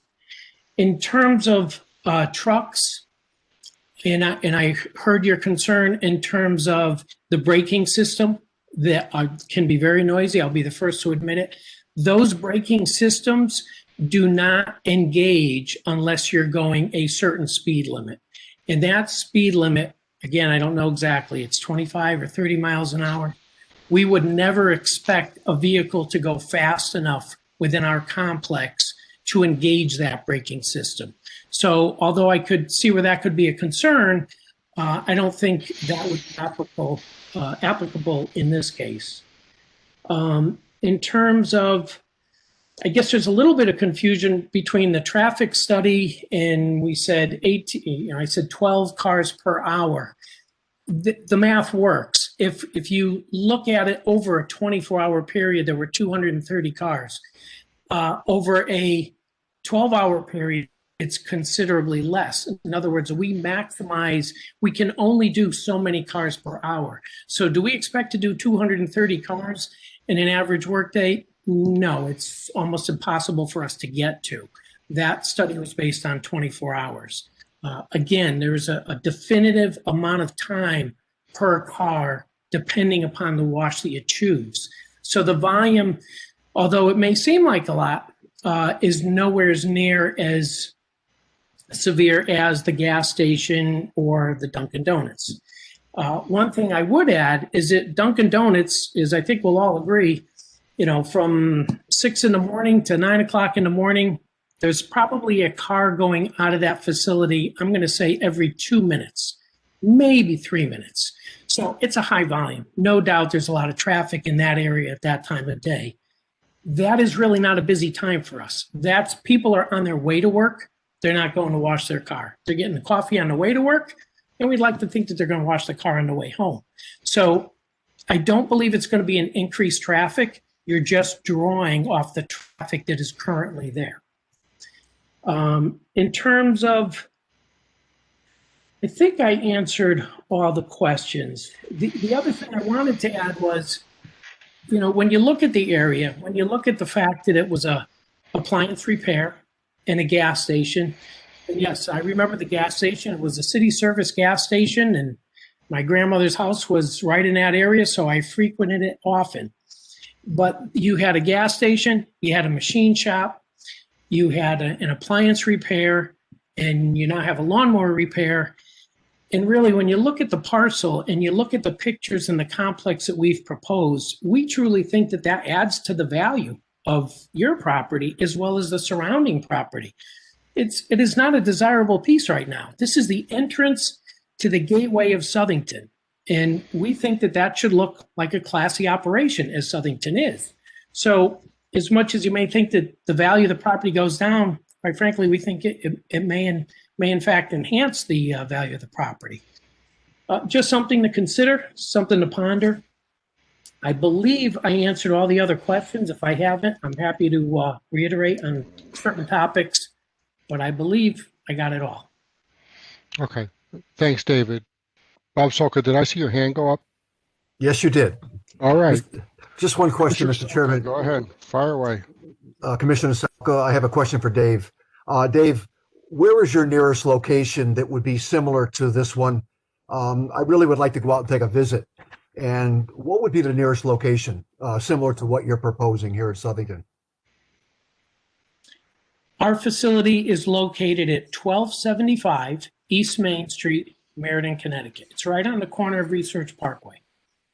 And we would open that invitation to anyone that would like to come and see our facility. In fact, if we know when you're coming, we'd be happy to give you a tour of the complex and show you the detail of the safety items that go into our facility. So I'd love to see people come by and view it.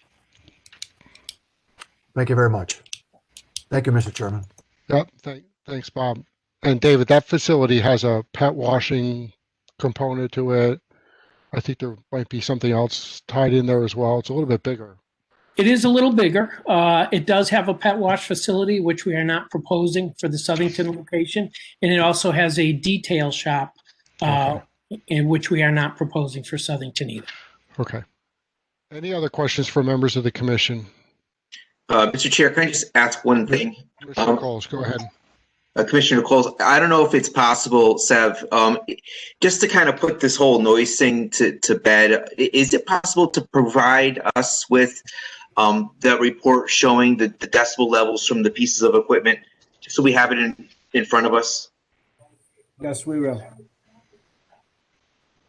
Can you hear me? Okay. Yep, I got you. Yep, we will provide it.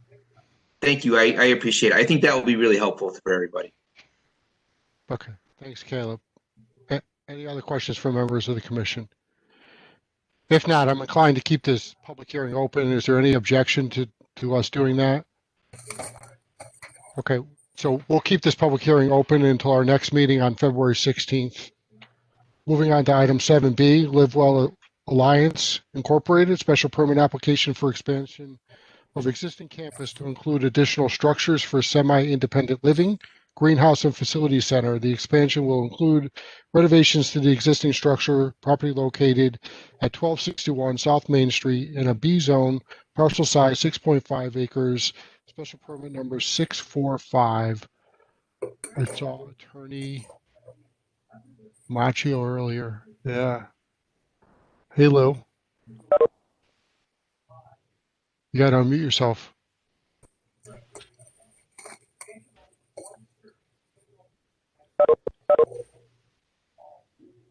You unmuted, Lou? I can't hear you. I see your lips moving, but I don't hear you.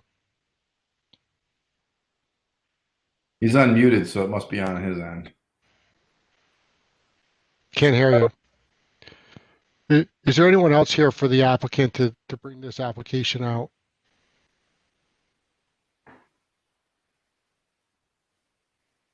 You gonna try to call us, Lou? Okay.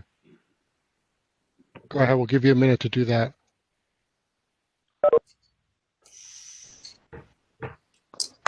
For a year, we're going on a year of doing this. I think the first one we did, we had less problems with. I don't know what it is.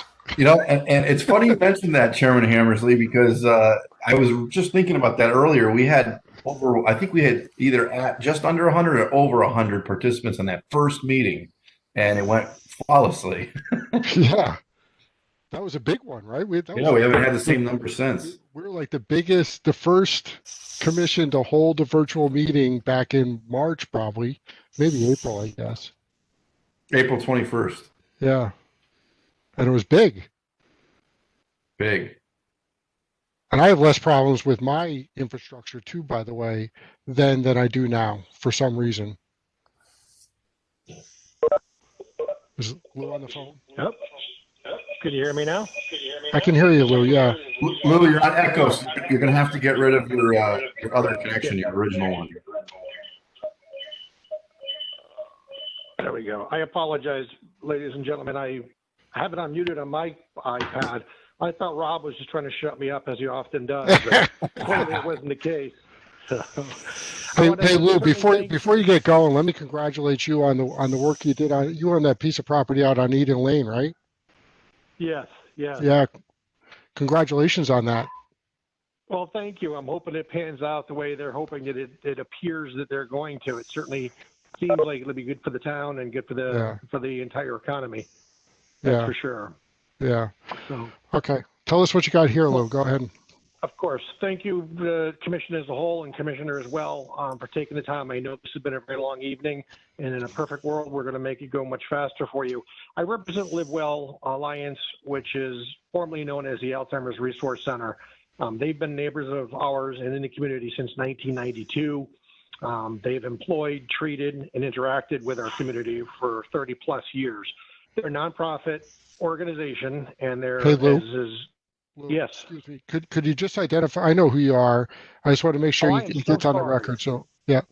No, of course. I'm so sorry. I'm so used to that. This computer got me discombobulated. Louis Martaccio of Martaccio and Oliveira, 191 Main Street, Southington, Connecticut. I represent the applicant, Livewell Alliance. Okay, go ahead. And what I started to say is, as many people in the community know, Livewell is actually considered one of the nation's leading pioneers in this field. There are people throughout the world, let alone the country, that will often consult, work with, or ask for assistance with regard to people with cognitive disabilities.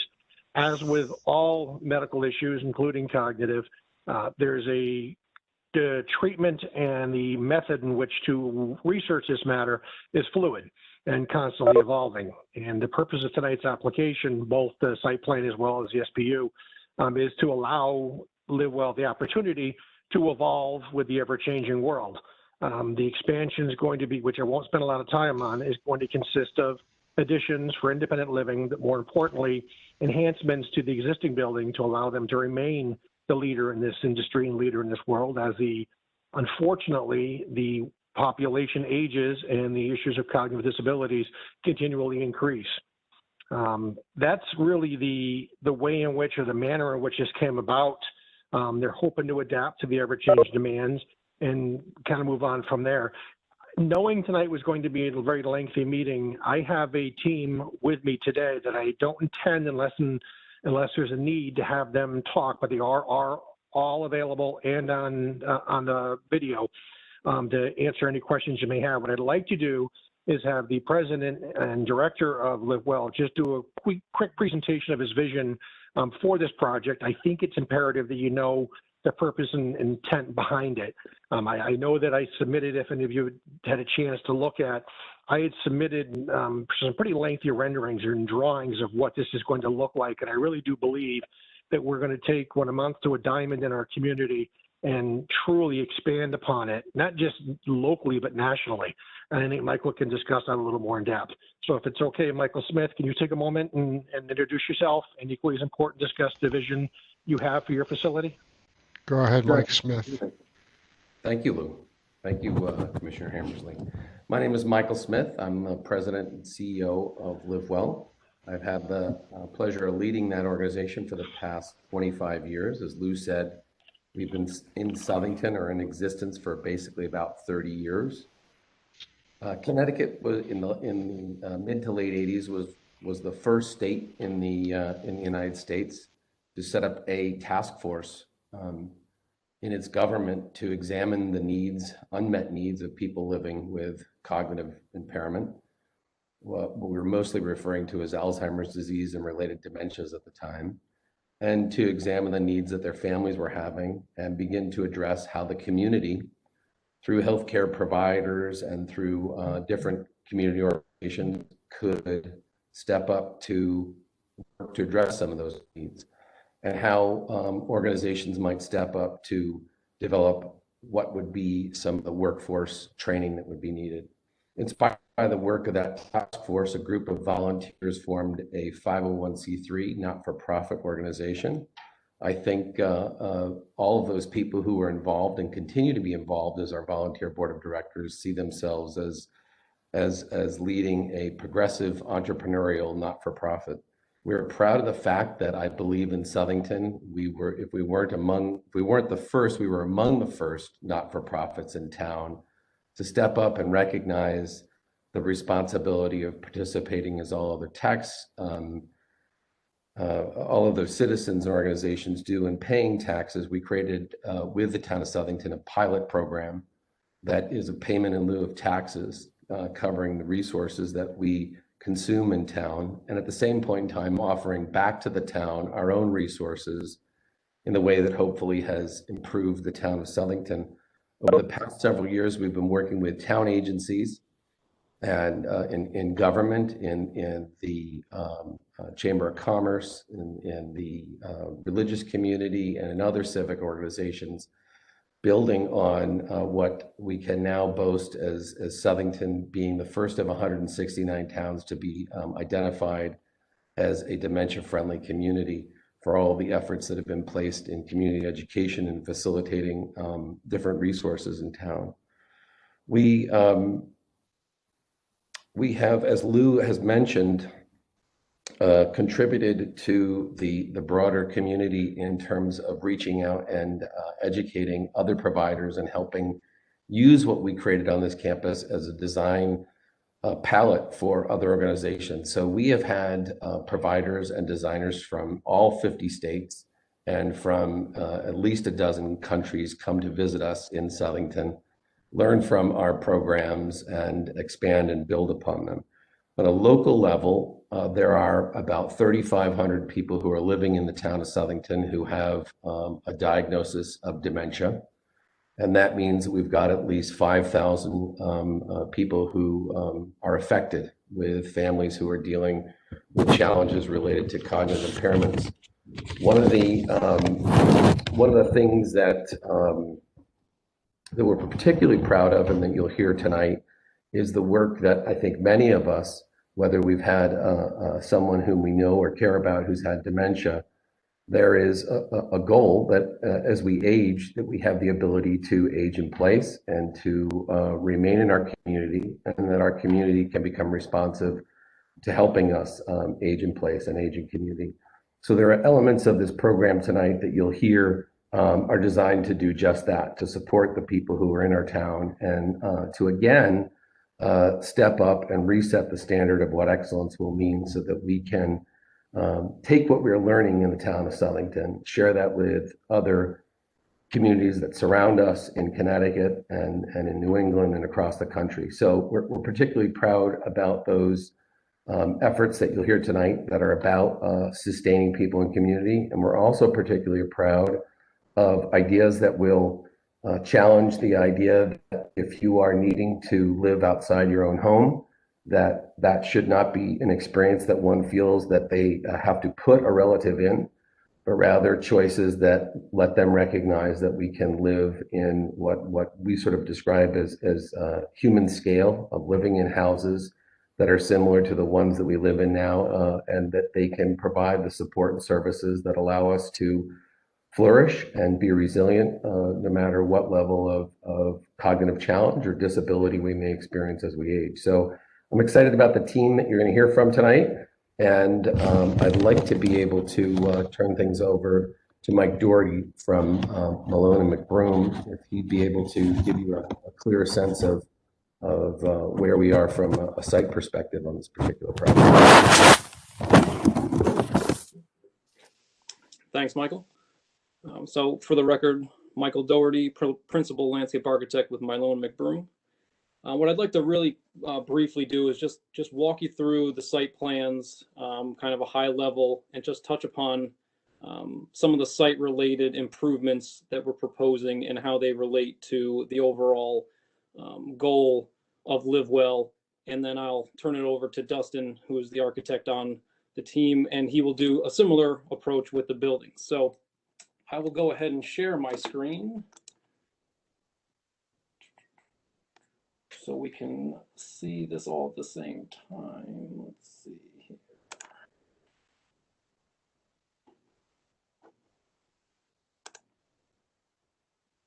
Okay, so hopefully you all can see that.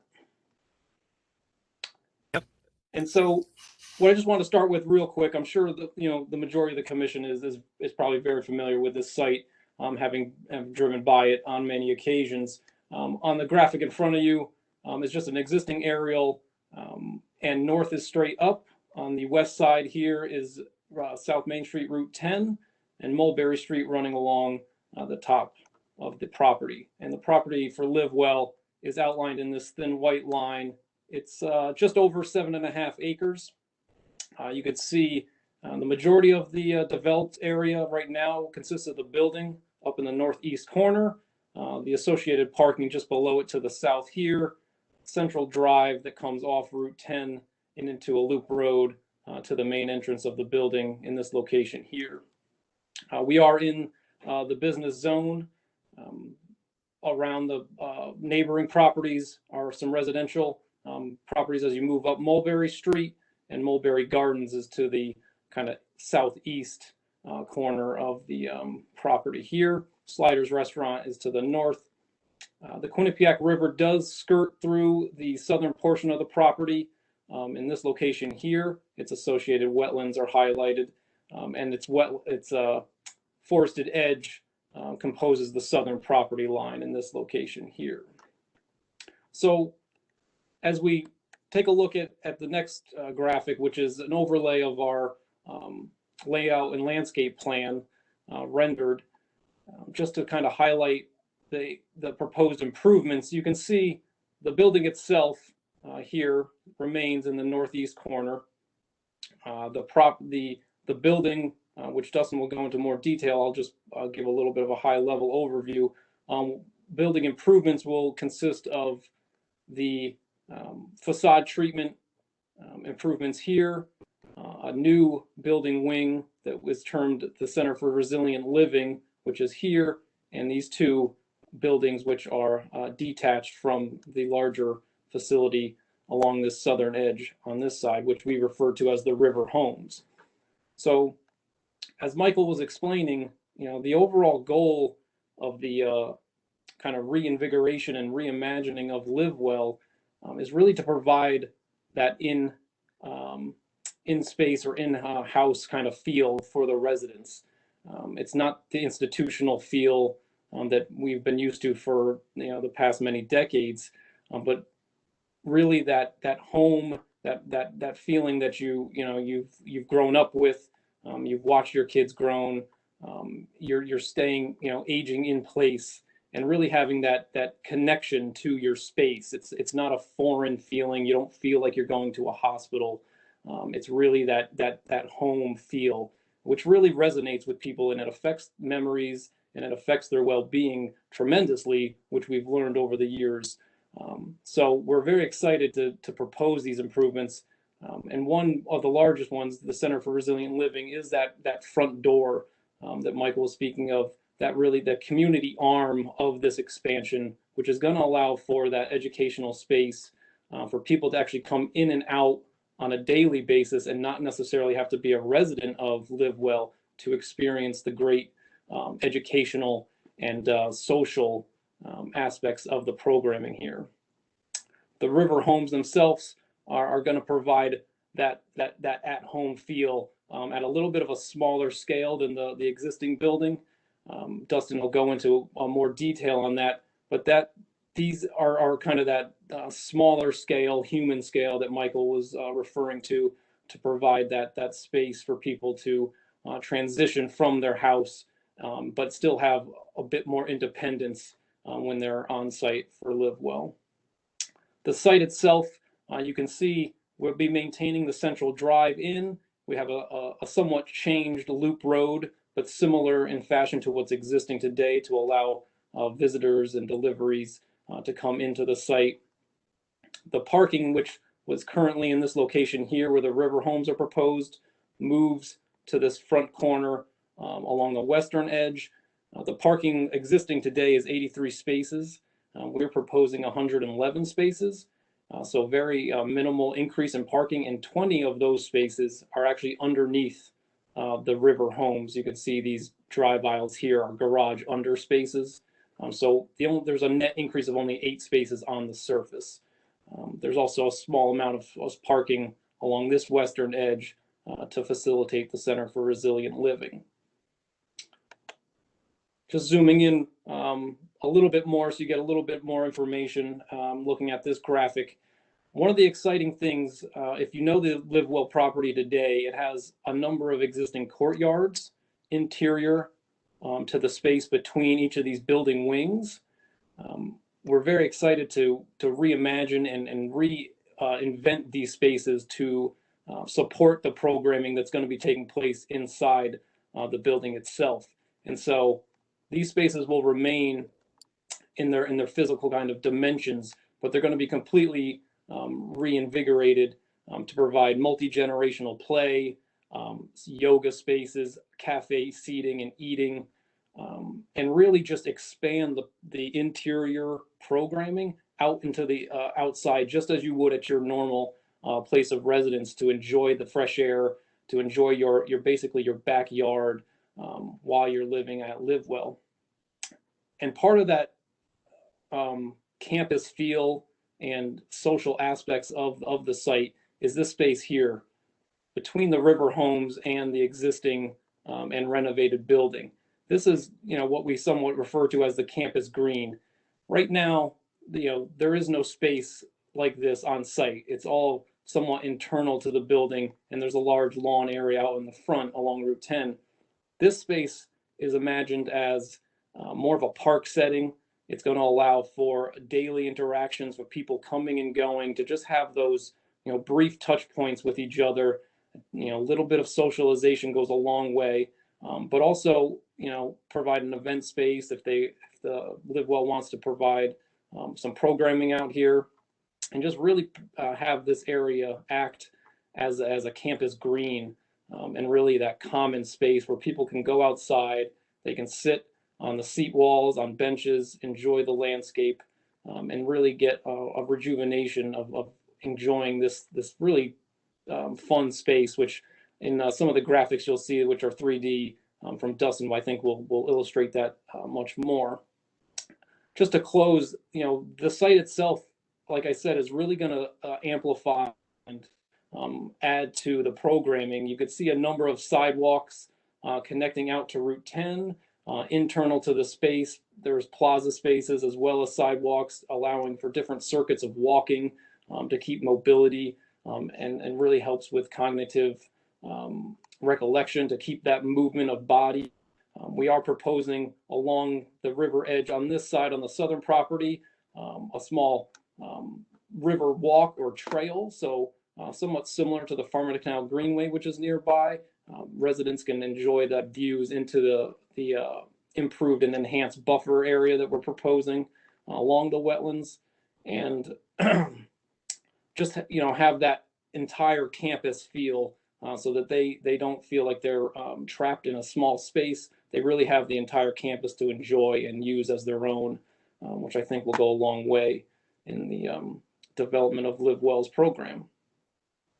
With that, I'll turn it over to Dustin I have a number of other graphics which we can go to if we need to when we answer some questions. All right, are you able to hear me okay? Okay, great. Thank you, Mike. I appreciate that. My name is Dustin Julius, and I am the architectural designer from RLPS Architects on the Livewell project. I'm very excited to be able to speak with you tonight about the vision and also just the architectural infrastructure that we're seeking to develop with Livewell here. Livewell is really seeking to reinvent their entire campus physical infrastructure, the sort of underpinning of their operations in order to truly define a new paradigm of architectural design that promotes authentic autonomy and freedom while maintaining security and ultimately supporting vibrantly connected lives full of growth, meaning, and joy. Throughout the planning process, our entire team was challenged to consistently listen to and partner with those who are actually living with dementia. Their findings translated to a deeper understanding of how these people want to live and what new environments and program spaces we can give them to support those goals. To create an innovative setting focused on living well rather than the provision of care, multifaceted updates to this entire campus will include significant renovations to the assisted living and skilled care residents. Those are the atrium buildings that you see sort of in the back of this image. Those two paired parts in the back there. The addition of the new community resource space, as Mike mentioned, that's the building here in the front on the left, as well as the river homes, which are on the right-hand side. Ultimately, this will create, as Mike and Michael also mentioned, a continuum of care that will allow residents to age within this community. The project team has made a conscious effort to nurture freedom of movement and individual choice through the courtyards on the campus. The result is a unique master plan with a series of free-flowing indoor and outdoor spaces that can be accessed at will by the residents. Existing courtyards have been reimagined with intergenerational play areas, outdoor dining opportunities, and event spaces. The strategically positioned CRL creates a new courtyard for fitness activities, yoga, and meditation. As Mike mentioned, the river homes as well front the existing building and define a linear park experience on that side. Next slide, please. The river homes offer a cooperative housing arrangement that supports independence while providing limited assistance. Two paired residentially scaled homes are positioned on the site to take advantage of views of the Quinnipiac River and the surrounding woodlands. Drawing inspiration from the traditional New England architectural style, as you see here, the intentionally scaled massing of each part of these homes is clad in a palette of stone, shakes, and cement board siding, all capped by a gabled roof form. Yet a play of dark frame windows and larger glass walls brings a contemporary character to the overall composition. And this really would be sort of the new first experience coming in through the entry drive onto the campus. Next slide, please. Each residence provides living quarters for 16 individuals with the comforts of a residential scale that you might find in a traditional home. These homes share a kitchen, dining room, and a great room living space on the first floor, along with a library, activity area, and Four Seasons room. 16 bedrooms are split between the first and second floor, and a loft apartment is tucked into the roof line on the third floor to create space for a care partner. This is really a truly innovative way of managing care and providing that partnership between the caretaker and the care partner. Parking for residents, care partners, and additional campus staff is tucked under the building, hidden from the front facade. As you can see, it doesn't even appear in this perspective.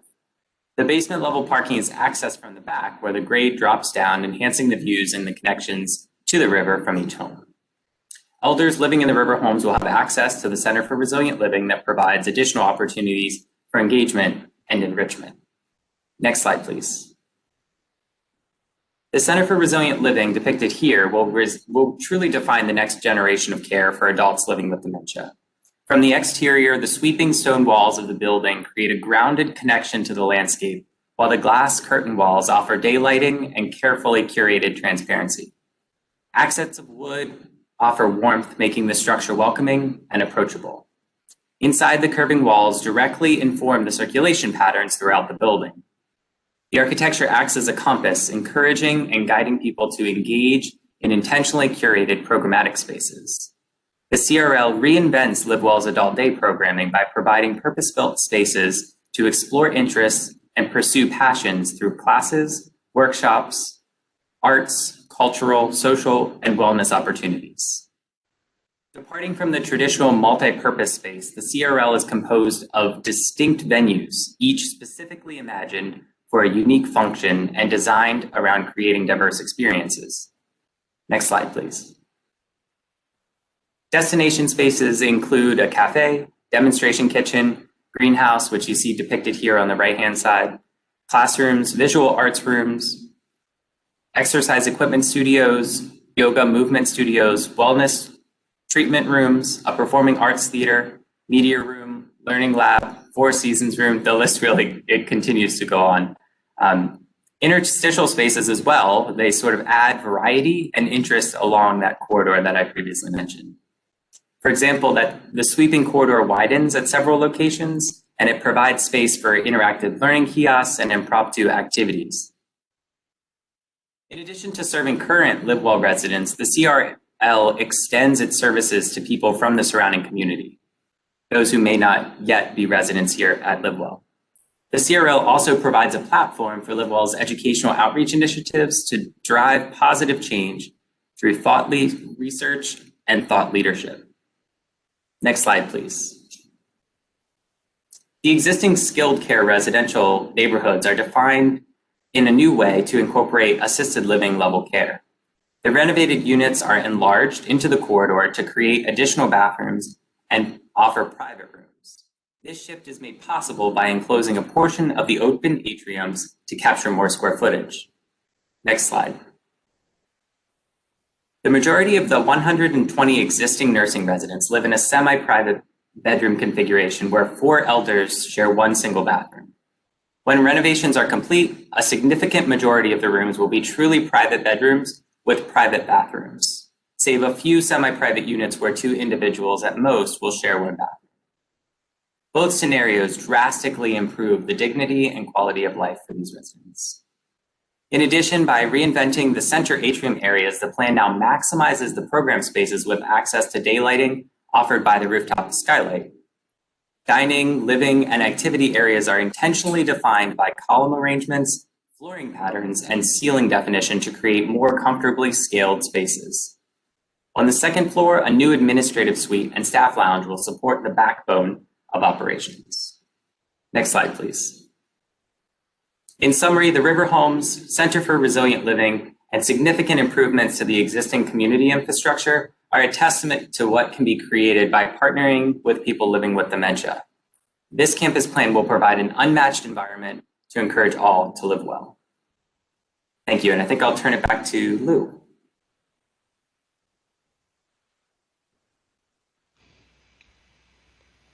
Lou?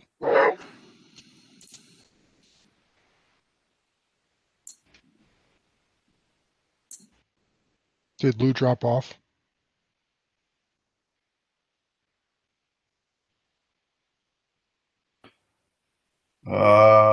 Let's see, this might be Lou here. I'm going to request an unmute.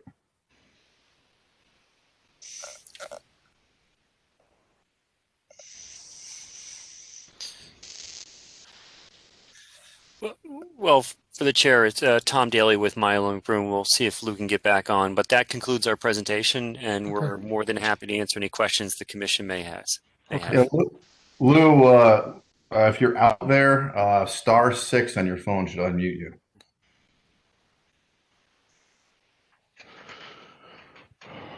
I think Tom indicated that they were done with their presentation, so Correct. why don't we open it I up? don't want to take away from Lou, but that was, I assume that's, and we'll obviously come back and we'll respond to any questions that come back to you, but okay. It's really, the floor is over to the commission at this time. Okay, thanks, Tom. We're going to open it up to commission members. We'll start with Commissioner Albanese.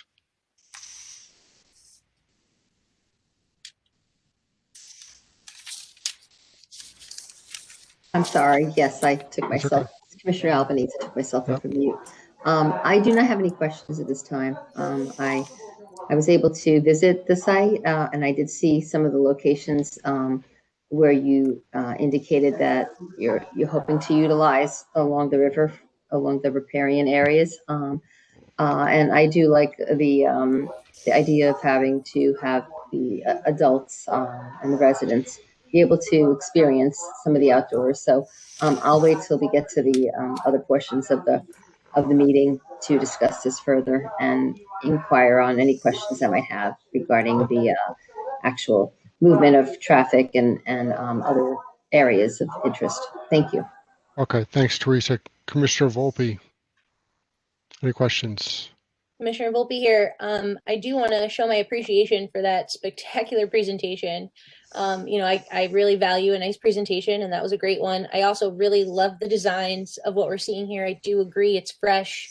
It is more welcoming. I would hearken it more to a mid-century modern design than a traditional New England, but that's just semantics.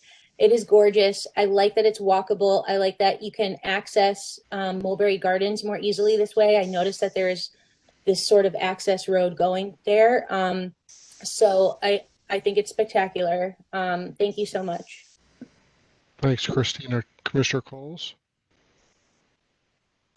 Commissioner Coles here. I want to echo Commissioner Volpe's comment about a very nice presentation. I do appreciate that.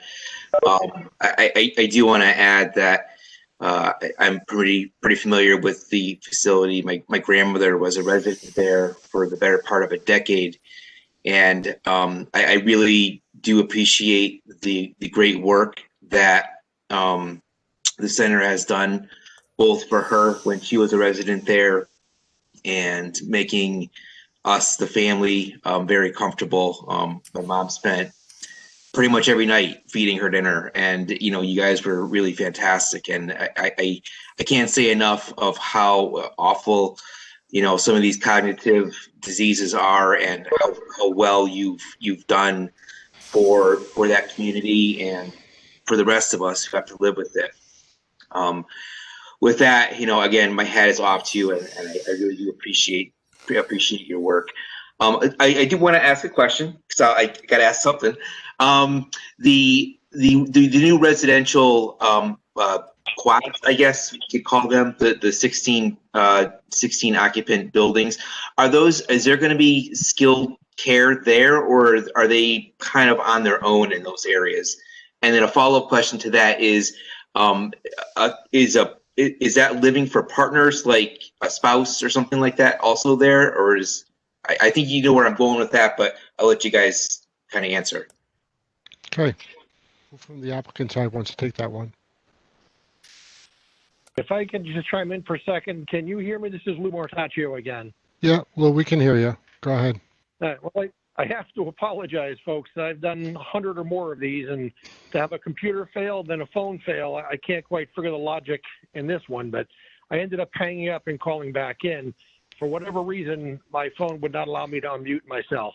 So I was able to hear the first two questions, and I was certainly able to hear the responses. I don't have a lot to say because, quite frankly, I have a spectacular team, which hopefully you'll agree is put on a very detailed and specific summary of the project. All I can tell you is you've sort of gathered from the presentation thus far that an awful lot of energy and thought has gone into this project. It's for the common good, not just the individuals, but I think for the entire surrounding community. And again, I apologize for chiming in between a question and answer, but I most importantly want to know that I was still live. I'm glad to hear that, Lou. Speaking for myself, anyways. So, Michael, would you have a chance to take that answer, that question? I'd be happy to. Thank you. Commissioner Coles, and Mike, could you just identify yourself? Because we have people who are taking minutes here, and I just want to make sure I help them out. Go ahead. Michael Smith from Livewell, CEO at Livewell. The question about where skilled care would be provided, the licensure for skilled care will remain in the existing building, and in the river homes, people would have the ability to receive assisted living care there, or to live independently within those homes. And you are on target that the concept of that smaller space is such that if you should happen to have a spouse who doesn't have cognitive impairment, they could be living there with you. And as I believe Dustin had pointed out, in the eaves, basically of what becomes the third floor of that building, there is set up to be an apartment that would be available, similar to if you can kind of think about a resident assistant who might otherwise be living in a dorm. They're not particularly doing things for the people who live in that dorm, but they're alert to the needs of the people who are living there and are thinking about how socially people are bonding and connecting with one another. So it was an opportunity for us to bring in a different generation living in this household. And it may be students who are occupational therapy students, could be people who are med students, could be people who are artists who are taking that space as artists in residence, could be musicians. And so our opportunity, again, of bringing things to a much smaller scale of who's living in that house and changing the generations and relationships of the people that are there. Okay. Thanks, Mike. Caleb? No, and that's all I had. I do appreciate your time. Thank you. Okay. Thanks, Caleb. Moving on to Commissioner Locks. Yes, Commissioner Locks here. I love the plans. I think it's a beautiful layout that you're proposing. I love the walkways that you're showing. I think it's great. Great care is done at that facility, and I don't have any other questions. I think I have one. One of the things is where the parking is for that residential area that you're having. You come in from the back and you're going to park underneath that building? Is that the case? I didn't see a slide with that on it. Yes, that is the case. There would be parking under the building itself. So you come in from behind I believe it's the southerly side. You'll see a driveway access leading from the entryway, and the parking would actually be under the building, which would not take up any net spaces that are already calculated in the parking situation. Okay, and these areas are also enclosed, where there's a garage door? I don't know that they're actually enclosed. Rob, are you familiar? I'm saying a lot of head shakes yes, Lou, on your team. So yeah. I'd be happy to answer that. Again, this is Michael Smith at Livewell. There would be a garage door in each of those entrances underneath the building. Okay, thank you. No other questions. I apologize. I was referring to Rob, one of the lead architects in the project, not Rob from zoning. I apologize. No. I think we got you, Lou. Sue, you all set? Yes, I am. Thank you. Okay, thank you. Commissioner Santago. Got it. Okay, thank you. Yeah, I would just echo my fellow commissioners. You're doing God's work there, and good for you guys and all you do, and certainly a credit to the town. So my questions are planning related. So I don't know if I caught it. I guess with the architects, the existing structure, are you looking to change the exterior of that at all to match the new buildings? Or is that going to remain as is? I'd be happy to take that one, if that's all right. Dustin Julius with RLPS here. Yeah, so there are significant facade updates to the existing buildings that include switching out all of the windows to new windows. Again, that'll help with a lot of the heating and cooling systems, as well as refinishing to the existing stucco work. There's a few areas as well where minor aesthetic changes are being made. Great. So this way, the old building doesn't quote unquote look old, but looks like it's one campus. So I don't know if you had said that, I must have missed it, but thank you for that clarification. The other, in regards to, when I see circular patterns like that, in terms of the drive, I just want to be sure emergency vehicles are able to get in and out there in regards to tight turning spaces. And like, have you talked about that or considered that? So I want to be sure, certainly you have a 2-story building there and, that kind of thing. So, just to be sure egress for emergency can get in and out of there. I can take that question. This is Lou Martaccio. The answer is yes. We have received some informal comments. We participated in the early meetings with the forgive my language for forgive my memory for not knowing the name or the acronym for the meetings, but we did meet with fire officials very early on in the project, long before applications were taken. That concern was expressed. I also had the opportunity to meet with the fire inspector here in town. We have developed a fire access route. I believe that's all addressed, and more importantly, it is currently with the Southington Fire Department for review and comment. Great, thank you. Right now, though, there is only one way in and out of that, and that's on a Route 10, right? That's correct. Was there any consideration to a curb cut on Mulberry? There's been a lot of consideration with regard to a curb cut, possibly an easement crossing over to Mulberry Gardens. Those are not, let me clarify, this is Lou Martaccio again. I would say that they're in the works, but they weren't a condition precedent to our submitting our application. Right. Because, with a facility like that, and there's only one way in or out, you kind of get, concerned about that. So, Mr. Smith, you have your hand up. Yeah, I'd share that there is actually 2 ways in and out of the building. There is actually an existing connection to the Mulberry Gardens property and the ability to enter or exit through. I'm not certain what Mulberry Gardens describes as its entranceway there off of Mulberry, but off of that entryway there is a separate curb cut that connects the 2 properties right there, and the ability to exit or enter. Okay.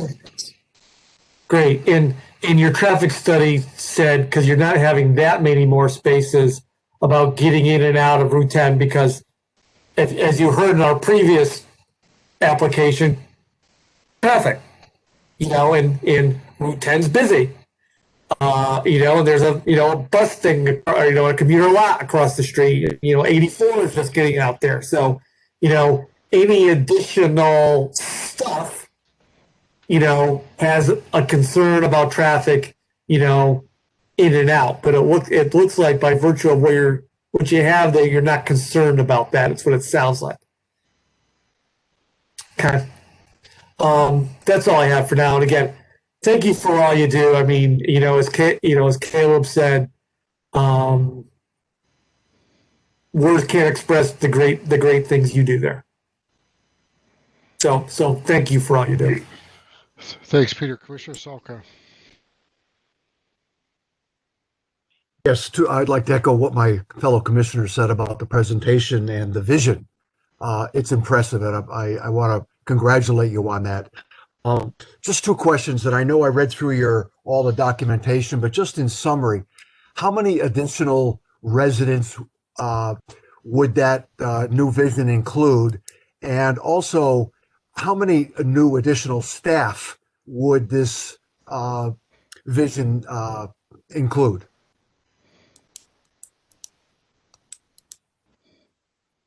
This is Michael Smith again from Livewell. The number of residents remains approximately the same. Right now, we have approximately 133, and I believe that based upon the design that exists now, that number would be at about 140. So there are only a few more residents who are living on the campus in the future.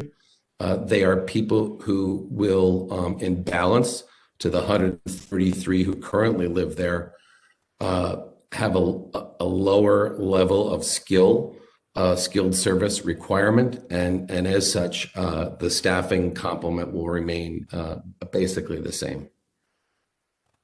So a few more people, but those who are on campus, living on campus, will be requiring slightly less services than the 133 generally are right now, and that then keeps the balance of staff approximately the same. And you have Lou Mortaccio speaking. You have with my submittals a summary of that, the beds and current occupancy as well as expected future occupancy. There should be included in the submittals a summary of that if that helps any. No, I saw that. I just wanted to verify and, just get a summary of it, but I did look through that. Thank you very much. That's all I have, Mr. Chairman. Okay, thanks, Bob. I'm going to associate myself with everyone's comments. I mean, great work. Well, let's open it up to members of the public to see if there's anybody out there who'd like to speak in favor of this application.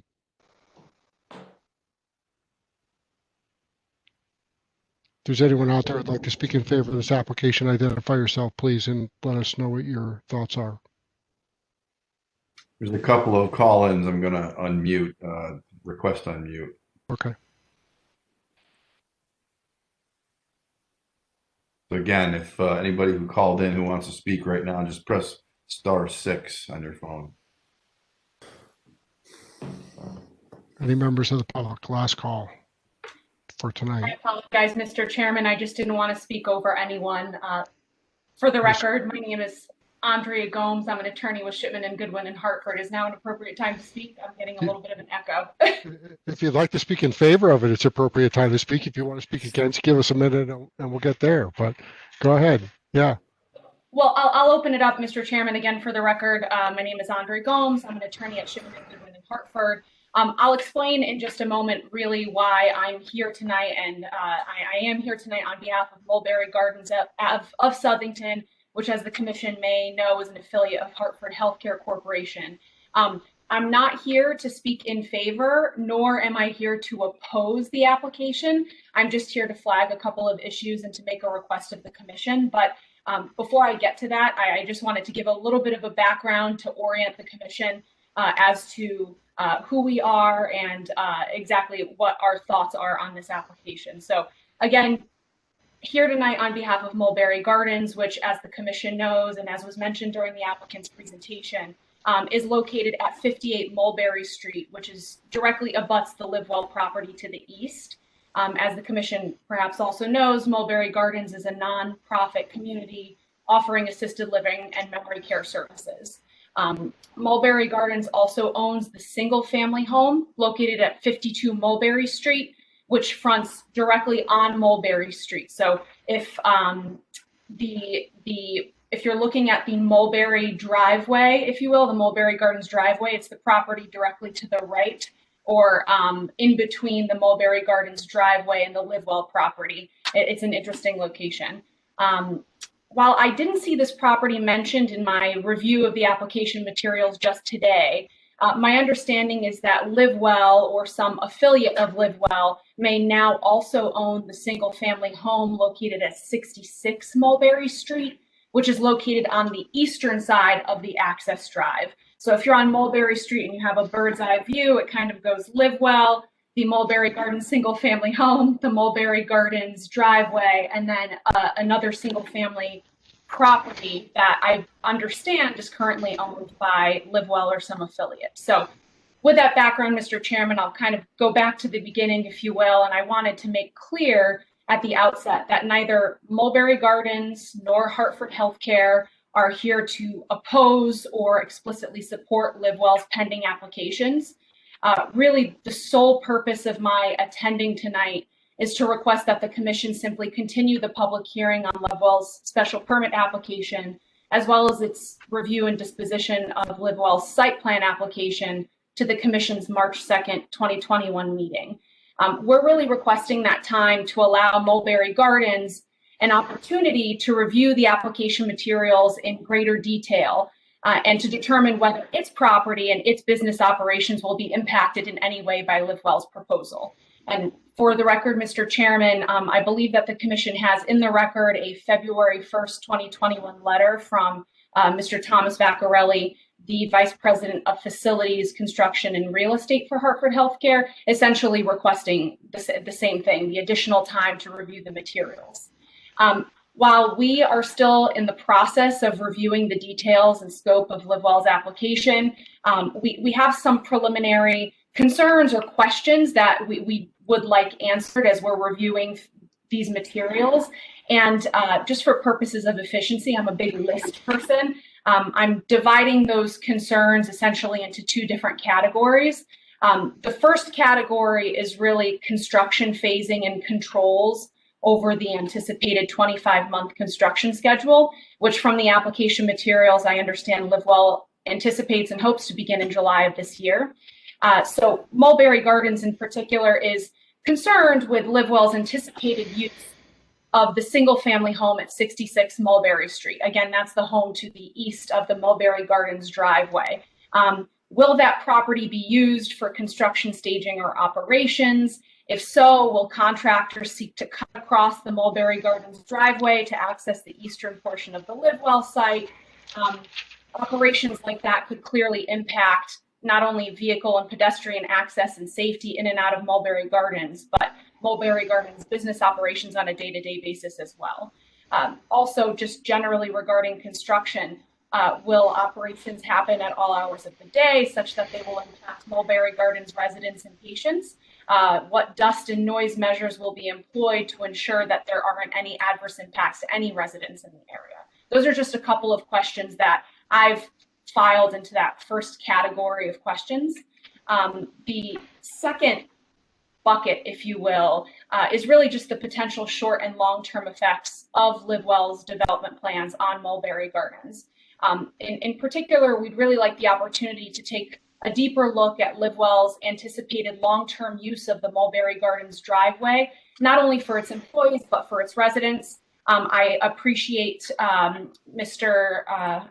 Smith. Thank you. I appreciate Mr.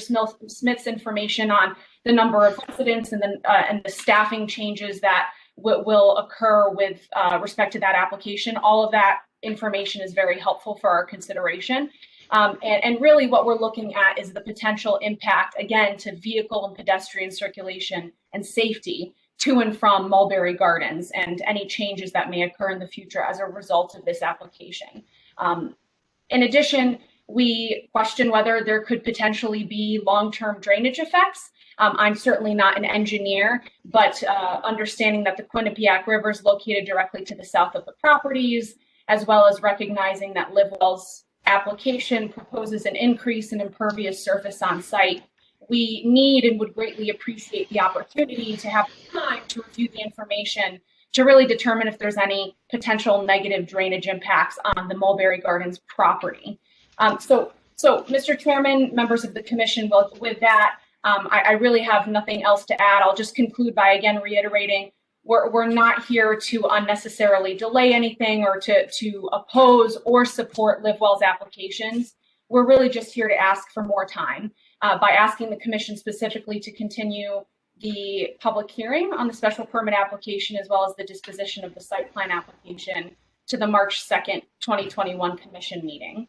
I will also note for the record, Mr. Chairman, I understand and I didn't have too much time, unfortunately, to review everything out there today, but I understand that the Conservation Commission has not yet rendered a decision on Livewell's wetlands application. So if my understanding and my review of the minutes was correct, by statute, the commission here couldn't render a decision on the zoning applications anyway.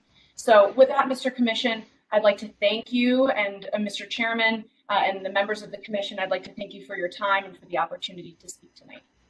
Okay, thank you, Attorney Gomes. And I was going to bring up what you brought up at the end. We are awaiting wetlands approval on this, so this public hearing will remain open at least until we get that. I think they have a meeting scheduled for two days from today, and we'll take into consideration your request to extend it beyond to the following meeting on March 2nd.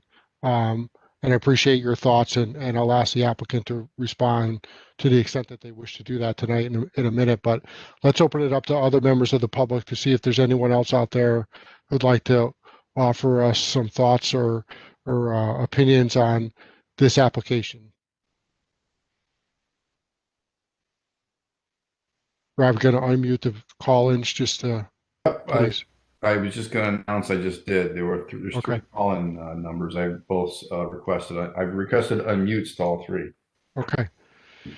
Is there anyone else who'd like to offer public testimony on this application at this time?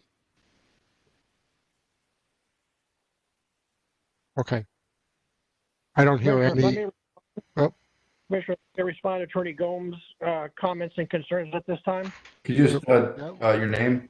yeah, that's Lou, and Lou, I was just about to ask for the applicant to offer any response they want to the comments made by Attorney Gomes. Go ahead. For the record, Louis Martaccio, and my comments be limited to the concerns expressed by Attorney Gomes.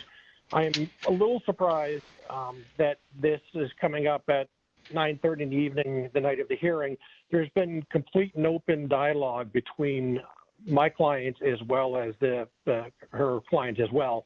For the record, my client does not own, nor does any affiliate of the entity own the property that was referenced on Mulberry Street. That does not mean that there are not active steps in place to purchase that property, but I don't know the relevance it has with regard to this application in any manner whatsoever. Secondarily, with regard to the runoff and any other concerns she had addressed, they're all in very clear detail. As is per the Connecticut statute, we don't expect, nor could we expect, there to be a decision rendered this evening. It is expected that there'll be a wetlands opinion letter, or for lack of a better term, approval, I hope, generated on Thursday. And if that were the case, I'd be asking this commission to keep the matter open to the next hearing, which I believe is the 16th.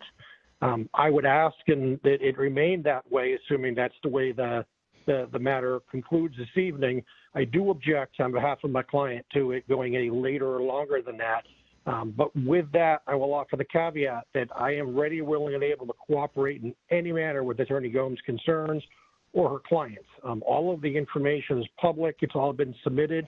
But if there are specific concerns that are relevant to this issue in this project, for example, dust and travel, ingress, egress, I have absolutely no issue meeting, consulting, any way he wants to address these concerns. And I'd ask this matter be placed on the next meeting calendar as opposed to pushing it out further for what appears to be many non-issues as far as I can see based on this document submitted.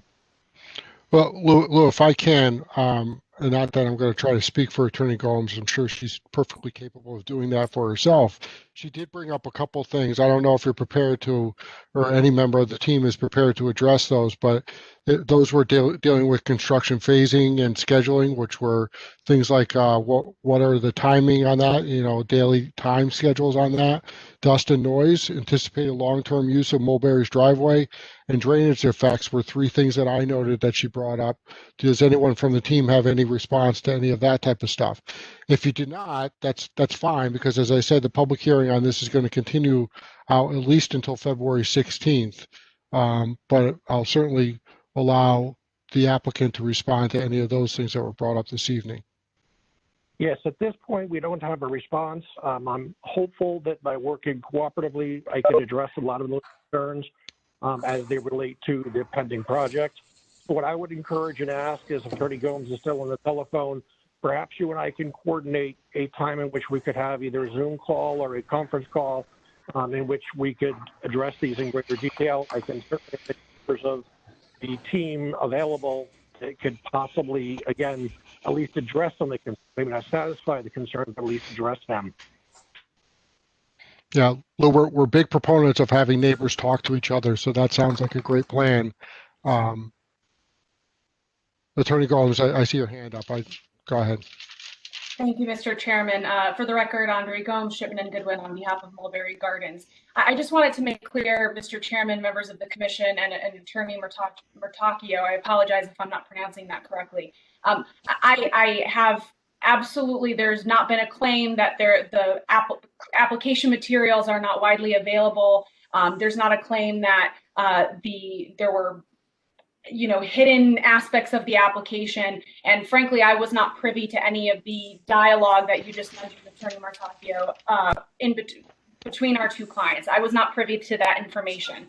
I simply examined the application materials that were available online, and in conjunction with my client, flagged some potential issues. And truly the reason, Mr. Chairman, why I came here tonight was simply to ask for more time. I'm not saying there are issues. These are just initial concerns, which Mr. Chairman, you so succinctly summarized for the record. That's really what it comes down to. And I will say, for the record, I am always willing to cooperate and collaborate with fellow council, with neighbors. It's better that way for everyone. So I'm more than happy to discuss with Attorney Martacchio at a later date.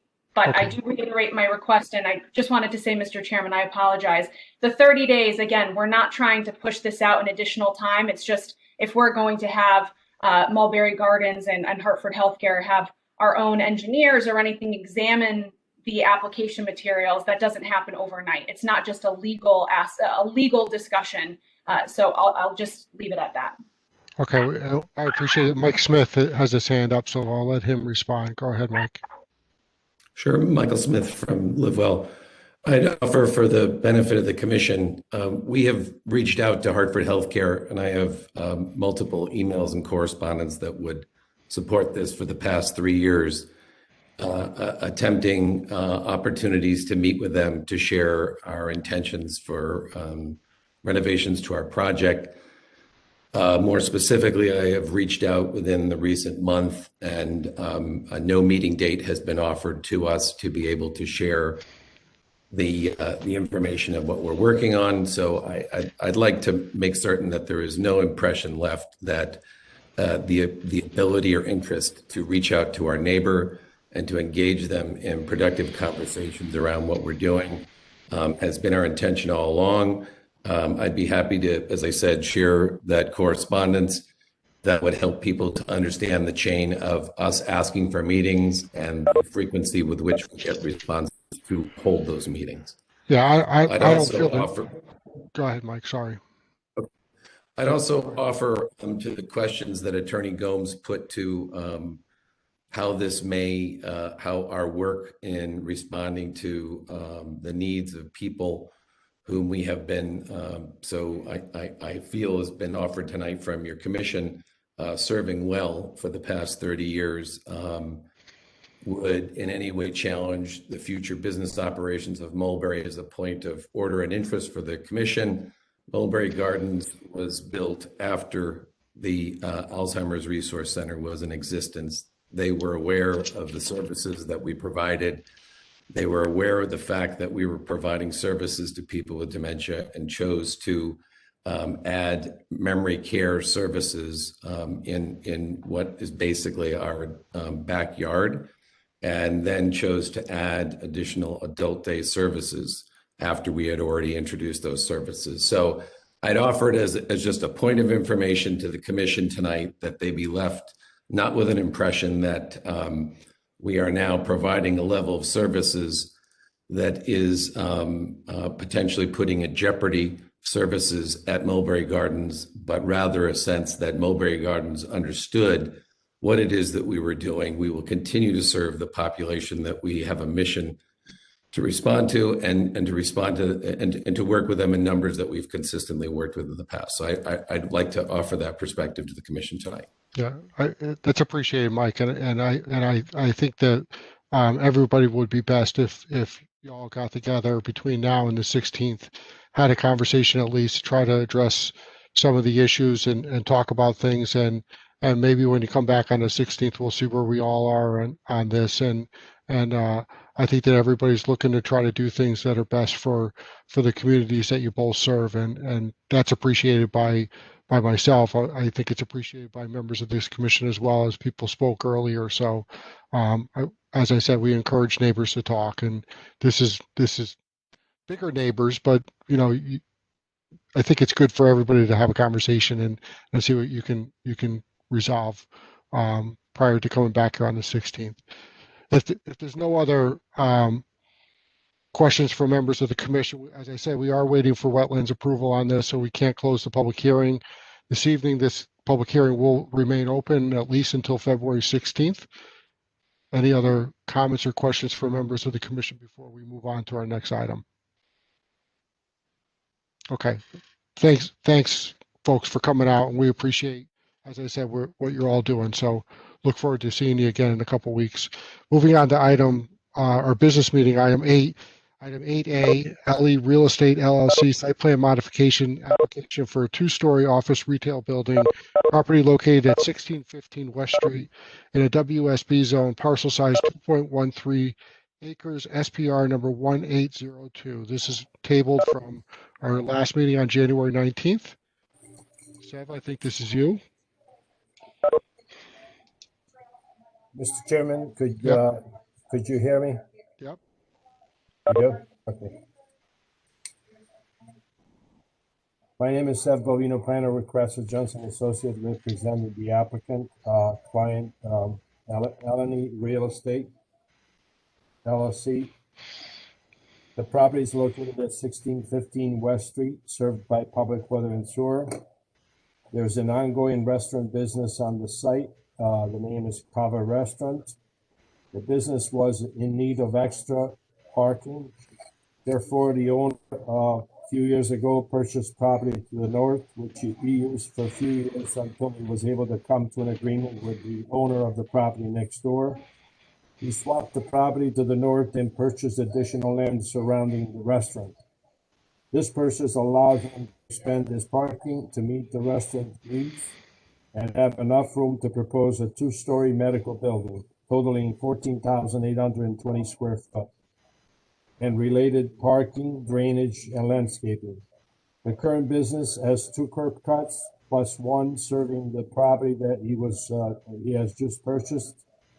We are proposing to close the existing curb cut and change the existing south curb cut into one-way only.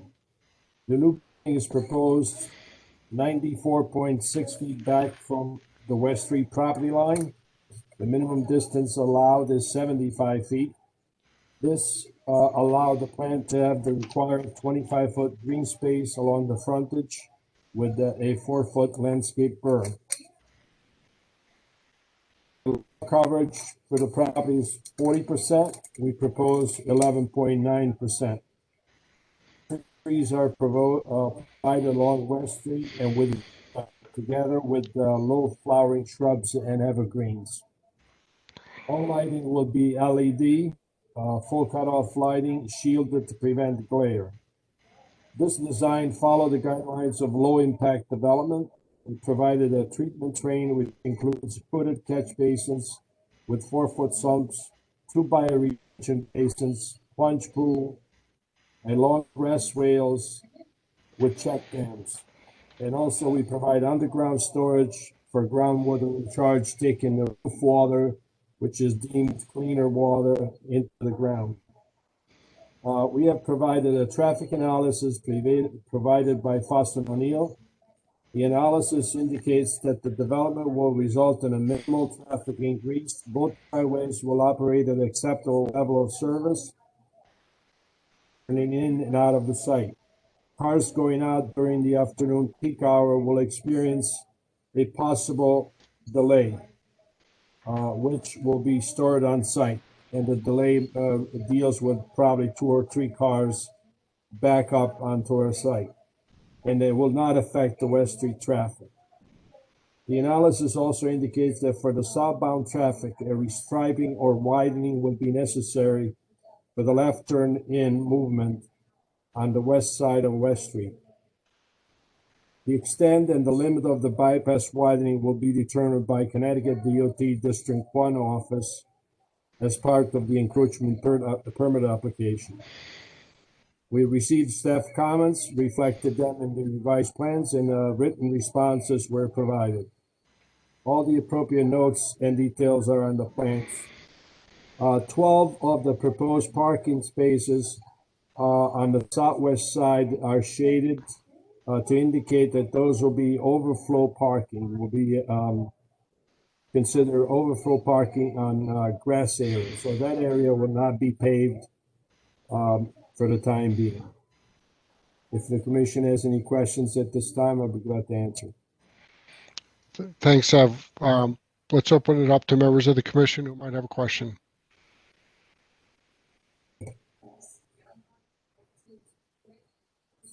Anyone? Can we go through my list again? I'll bite. Go ahead, Caleb. Commissioner Coles, did the acquisition of the additional property, was that completed? Was that what? I thought we were waiting this to come before us for the applicant to acquire some more property. Did that happen? No, we went through that.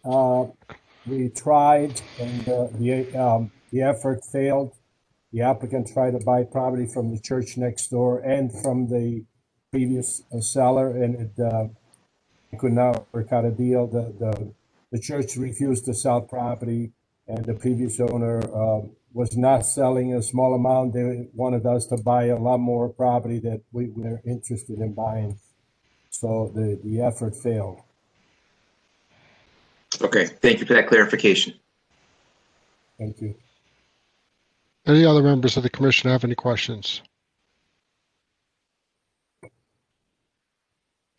So, Sev, I know that one of the stipulations we made on the application that we approved a couple months ago was that when the access road is built in the rear of this lot, that there be a tie-in. I see that on the plan. Yes, we provided easement at that location because it makes sense. As you enter, you can go straight across, reaching the new development if it ever comes to fruition. Also, we provided an easement on the south side as required by the regulation. Okay. In favor of the church. Okay. Okay, appreciate that. And there's sidewalks included on here. I think that we determined by looking at the plan that there are existing sidewalks on there now, and this. There's existing sidewalks, but we propose new sidewalks along our frontage. It's covering the length of the property, correct? Yes. On West Street there? Okay. Any other commission members have any questions on this? I don't hear any. Rob, is this ready for action?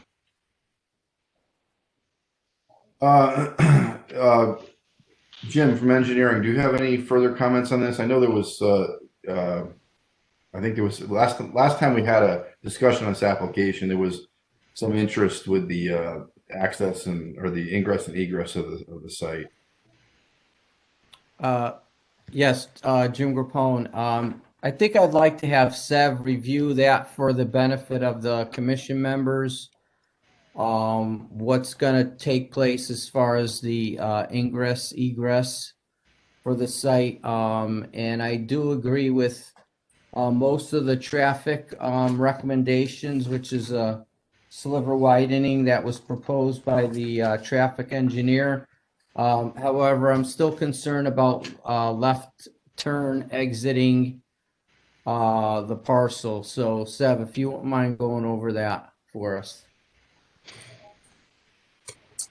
The proposal is to turn the southerly curb cut from a two-way into one-way entrance only. The proposal before you tonight is the northerly curb cut has a two-way currently, and we're proposing to maintain that two-way. Obviously, we've got to get in and out. There's no other way to get out of this property until any development occurs to the east of us. And the traffic report indicated they did look at the left turn movement, and they felt that the left turn movement was possible because there's gaps in the traffic due to the traffic lights existing on Spring Street and Welch Road. However, at the time, the commission felt that they would not like to see the left turn movement. So at this point, I think it will be up to the state traffic when we apply to determine if the left movement is a safe turning movement.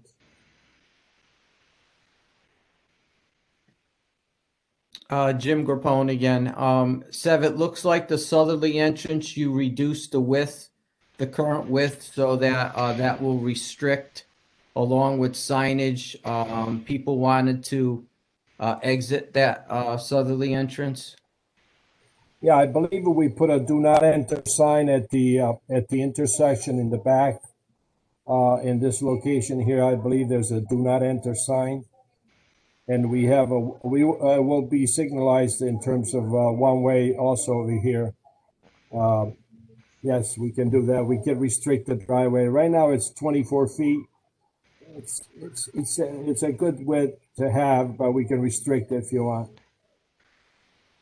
Yeah, I think if it's just going to be a entrance, I think reducing that is appropriate. Otherwise, even with the signage, you're gonna have people trying to make that a legal exit.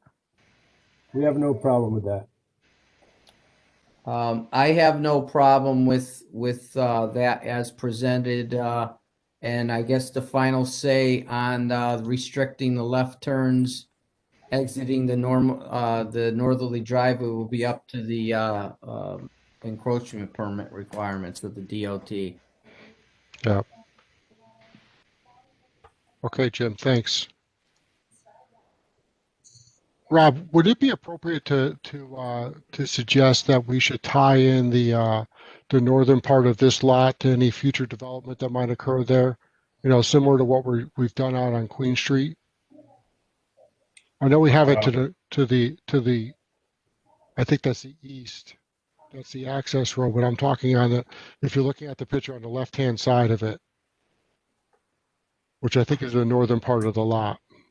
Yeah, over here on this side here. Yeah. I think I mean, isn't this all? Yeah, this is all part of the same property. I think the idea here was that this area all along the eastern side and northern side is all owned by the same entity, and that the future development would be tied in from this angle over here, bringing it kind of east and then to the north over here towards a common access point, which is, and correct me if I'm wrong, Jim, is it's close to a traffic light, or they would have to put in a traffic light over on the northern end. I don't know if you have anything you can add on this. No, I'm with you. So I think ultimately this point here where they can continue this towards the east will generally tie into a greater development plan that hopefully will come to fruition in the future here. So I think over here to the north on this site probably would be redundant and probably may never be used. Okay. Is there any other comments from members of the commission on this? Rob, this is ready for action. Yeah, I believe it is. Okay. Do we have a motion on this application? I'll make a motion to approve PR 1802. We have a motion from Commissioner Salker. Do we have a second?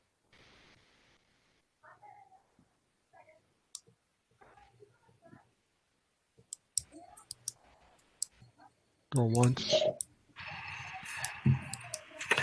I'll second it. I originally, or I shouldn't say originally, I opposed the original application on the West Street zone, but ethically that can't come into play on this thing because we're supposed to review each thing before us independently. And now that that is an approved business by virtue of the first vote, it has to be looked at independently. So site plan looks fine. And if Jim's okay, I'm okay. Even though I oppose the original application in regards to special permit, but that was approved. So this is legal and it has to be looked at independently. So it's an approved lot now. So if Jim's okay with the traffic pattern, then I guess I am. Okay, so we have a second from Commissioner Santago. Is there any further discussion on this? Seeing none, Rob, can you call the roll, please? Locks? Yes. Volpe? No. Albanese? Yes. Coles? No. Santago? Yes. Salka, Yes. Chairman Hammersley. Yes, motion passes 6-2. Congratulations. Moving on to item 8B. 8B, C, D, and E are all items that have public hearings that remain open. So I don't know if we have to take all of them up to table them, but we really can't do anything right now. So, Rob, are we in need of a formal table on those, or can we just move on to? Just Go ahead. a quick note that the last application for SPR 1812 was a 5-2 approval. I believe I heard 6-2, but anyways, just want to clarify that. Since the hearings continued on both special permits, obviously the site plans should be tabled as well. Okay. So, does anyone have any objection to that? Hearing none, I'm going to look up item 8F, referral of the 824 ordinance appropriating $4.5 million for costs related to the acquisition of development rights, country club estates, and authorizing the issue of $4.5 million bonds and notes to finance the appropriation. MPR 561. Rob Phillips, take it away. Sure. Thank you, Mr. Chairman. What I'm going to do real quick, first I'm going to make sure I'm muted here. I'm muted so I can hear myself talk. All right. So what I'm going to do is in an effort to, and I did send the presentation at Town Council last week out to everybody for their review. For those of you that may not have had a chance to review that presentation, or anybody else who may be on the call that hasn't seen any of this, what I thought would be useful would be to play that presentation again, primarily because we had contributors from other departments who I'd rather not paraphrase, and certainly would lose context if I try to explain it. So I thought it would be best just to kind of re-show that. It's about 25 minutes if people are okay with that. I'll take your lead on that one, and then I could always answer questions after. Well, let's ask this question. Is there anyone here who did not have the opportunity to see that presentation? I know that I was there and I followed up and suggested everybody see it. I saw Caleb's hand go up. Is there anybody else? Just so Caleb. Caleb, what's your thought? It's just 10:04, so. But I think that I have a pretty good idea of the overarching ideas behind it. I'm going to leave it at that, and I'm not going to insist upon having to have it played. Okay, so let me try to paraphrase, Rob. I'll take the liberty of trying to paraphrase the presentation.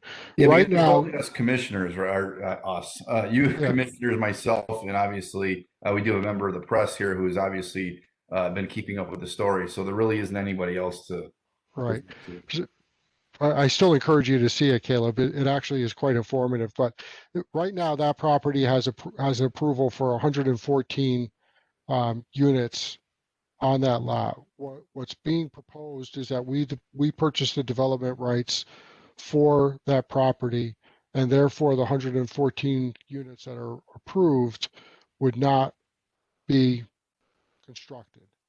And there's a lot of different things that the presentation talks about in terms of infrastructure costs and, of any future development, costs to a variety of different systems, the education system, the public safety system, the sanitation system. I mean, all that different stuff. It's all talked about on there.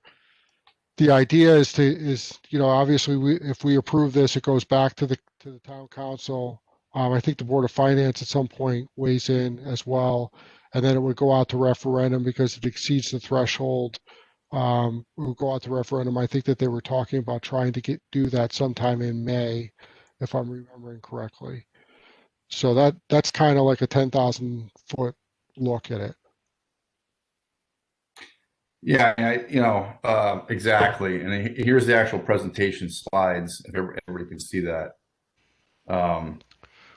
Some of the most important items here, obviously, just moving through, is that the town appraised it at 4.7 million. The appraisal came in at that amount for the highest and best use, which is single-family home development. The family agreed to a $200,000 less agreement, which should be notable. They're obviously supporting goals and policies in our plan of conservation development open space, including using the tool of preservation of development rights or purchase of development rights. There's definitions of how we perceive open space, or whether it's dedicated or if you're driving by somewhere and it looks like open space, but it may not be protected. It's important to know that. There's the layout, 114 lots, extensive road network.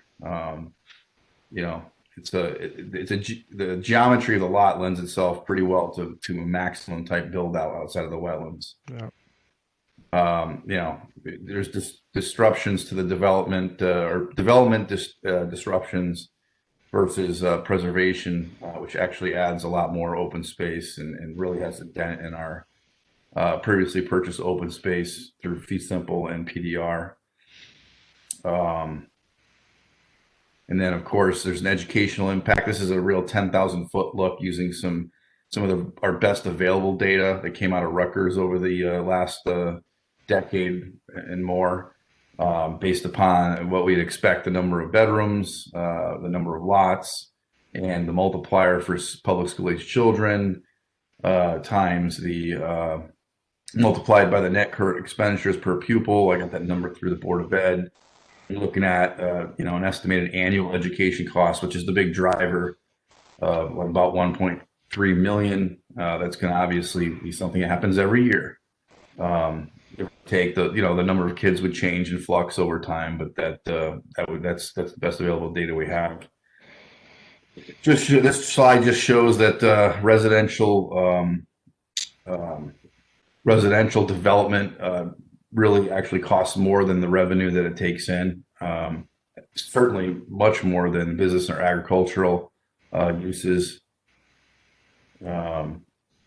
And then the assessor went through some, current revenue for the golf course calculations as a golf course. And then some assumptions for the subdivision development, which leads to about a total tax revenue of 1.1 million annually. And it's important to note that's using the numbers that we know now. Of course, there's a lot that we don't know in the future, like with anything. Then the bond costs, which is about an average of $284,000 a year over 20 years, and of course, after 20 years, that goes to zero. And when you start taking in the maintenance costs, you see annual costs of 841. Oh, sorry, not annual. That's it's a 20-year. Yeah, it's a 20-year cost, which breaks down to like 40-something thousand annually.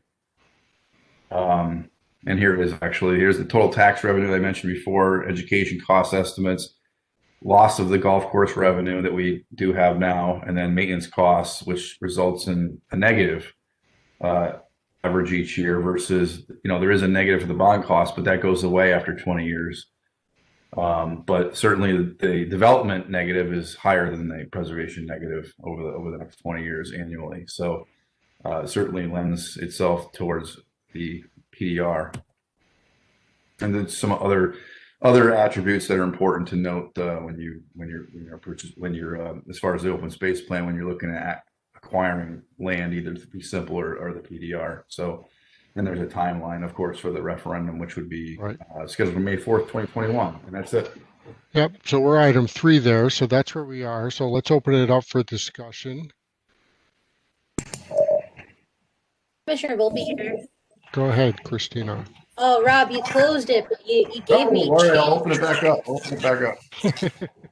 You jumped right over that second slide, that beautiful slide that describes why preserving this space is important. Oh, it's not the second. It must be the fifth. It's the one that has the history stuff on it. Okay, hold on. Let's go to that. Like this. Can you still see it? I can see it.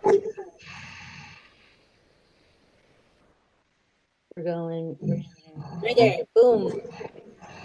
Oops. Nope. There we go.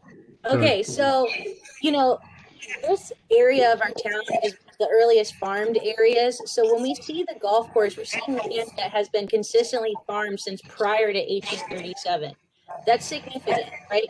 We're talking about development rights in connection to the specific, development that you showed us. But I think more broadly, this is where it's important for me to tell you that our job is to preserve quality of life for our residents and promote that. And this project absolutely does that, right? This is one of the oldest established farmland parcels that still remains within the center of our town predominantly. It's enjoyed by many residents since 1922. And I think that's important, right? We can talk about development rights to prevent, but when it comes to preservation, we do it for the character of our town. And this is a place that has, my grandparents live on Savage Street. I grew up collecting golf balls, walking to Marry Our Queen with my grandpa. My daughter does that now too.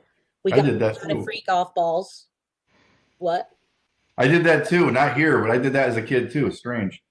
And those are things worth preserving in a sense. I think that it's easy to wrap that all up as things that we could just write off, and there's bigger things to talk about, certainly. And I know it's always trivial for me to go on about the history of something, but that's the character of our community. So I'm actually like very pro what we have here, because not only for the National Register building that's clearly on the property with the country club now being eligible, it is a space that will 50 years from now, my daughter will look across the street and say, it's important. So thank you for going through it a little again and stopping on this specific slide so that I could rant. Love it. I always enjoy your rants, Commissioner Volpe. Thank you for your comments. Any other commission members? Peter Santago. Not to counter that, but that slide is actually confusing to people. So here's why. So in Stop and Shop, which is usually where I get yelled at from residents, people have come up to me and said, why is the town buying a golf course? Why are we getting into the golf course business? And someone else said, when the town buys the golf course, will residents get a discount now like they do at Stanley Works? So we may think we are educating people with development rights and all that, but we're not. Or at least not doing as good a job of it for people to understand what this is and what it isn't. Because if it goes to referendum, you want people to be educated on what they're spending their $4.5 million on. And it's not to buy the golf course. And people may have their vote one way or another because of that misunderstanding. So in the towns, if this gets approved to go to referendum, I think the town needs to do a good job to say what this project is and what this project is not. Because we're not buying the golf course. We're buying development rights and all that preservation stuff. I'm 100% in favor of that. So I'm not countering that.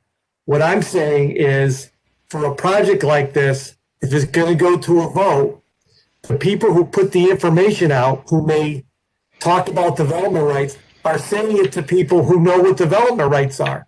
The general public, that's very confusing to people about what development rights are and what the town is actually buying.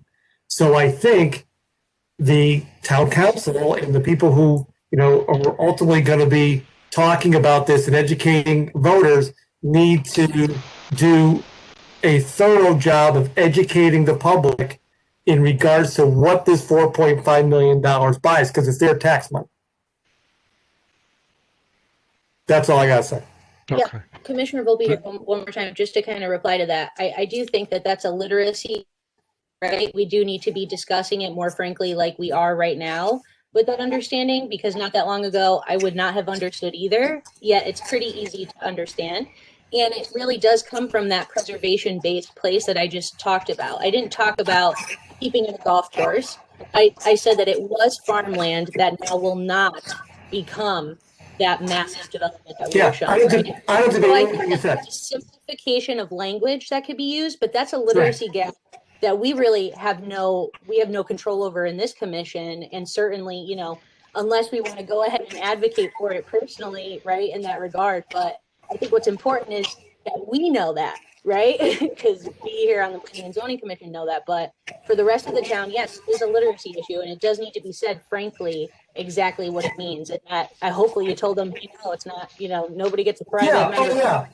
But trying to have a conversation of development rights in produce.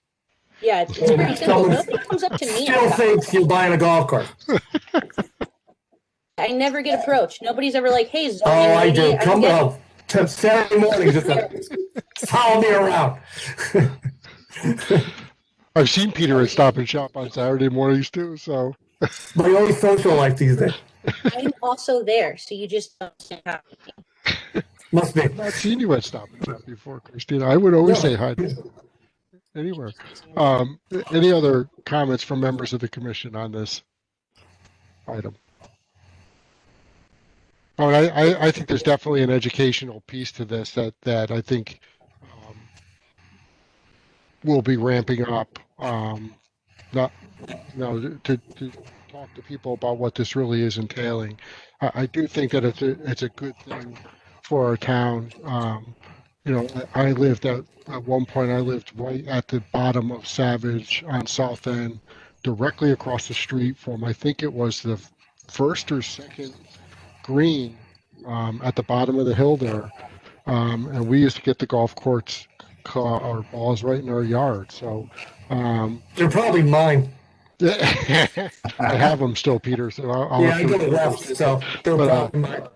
But I think that and I have been one who, by the way, over the years has had some concerns about purchasing development rights versus some open space that provided for passive recreation by town residents. I do think that this is a great idea. I think that the people who worked on this have done a good job of putting this together. I think that the family that owns that property has helped as well. Everybody is contributing a little bit. They took a slight haircut on the appraised value, and I think that I, for one, as a resident, am grateful for them willing to do that in the effort to try to keep the open the way that it is right now, and it is about the character of our community is trying to keep that kind of stuff, and this sits in the heart of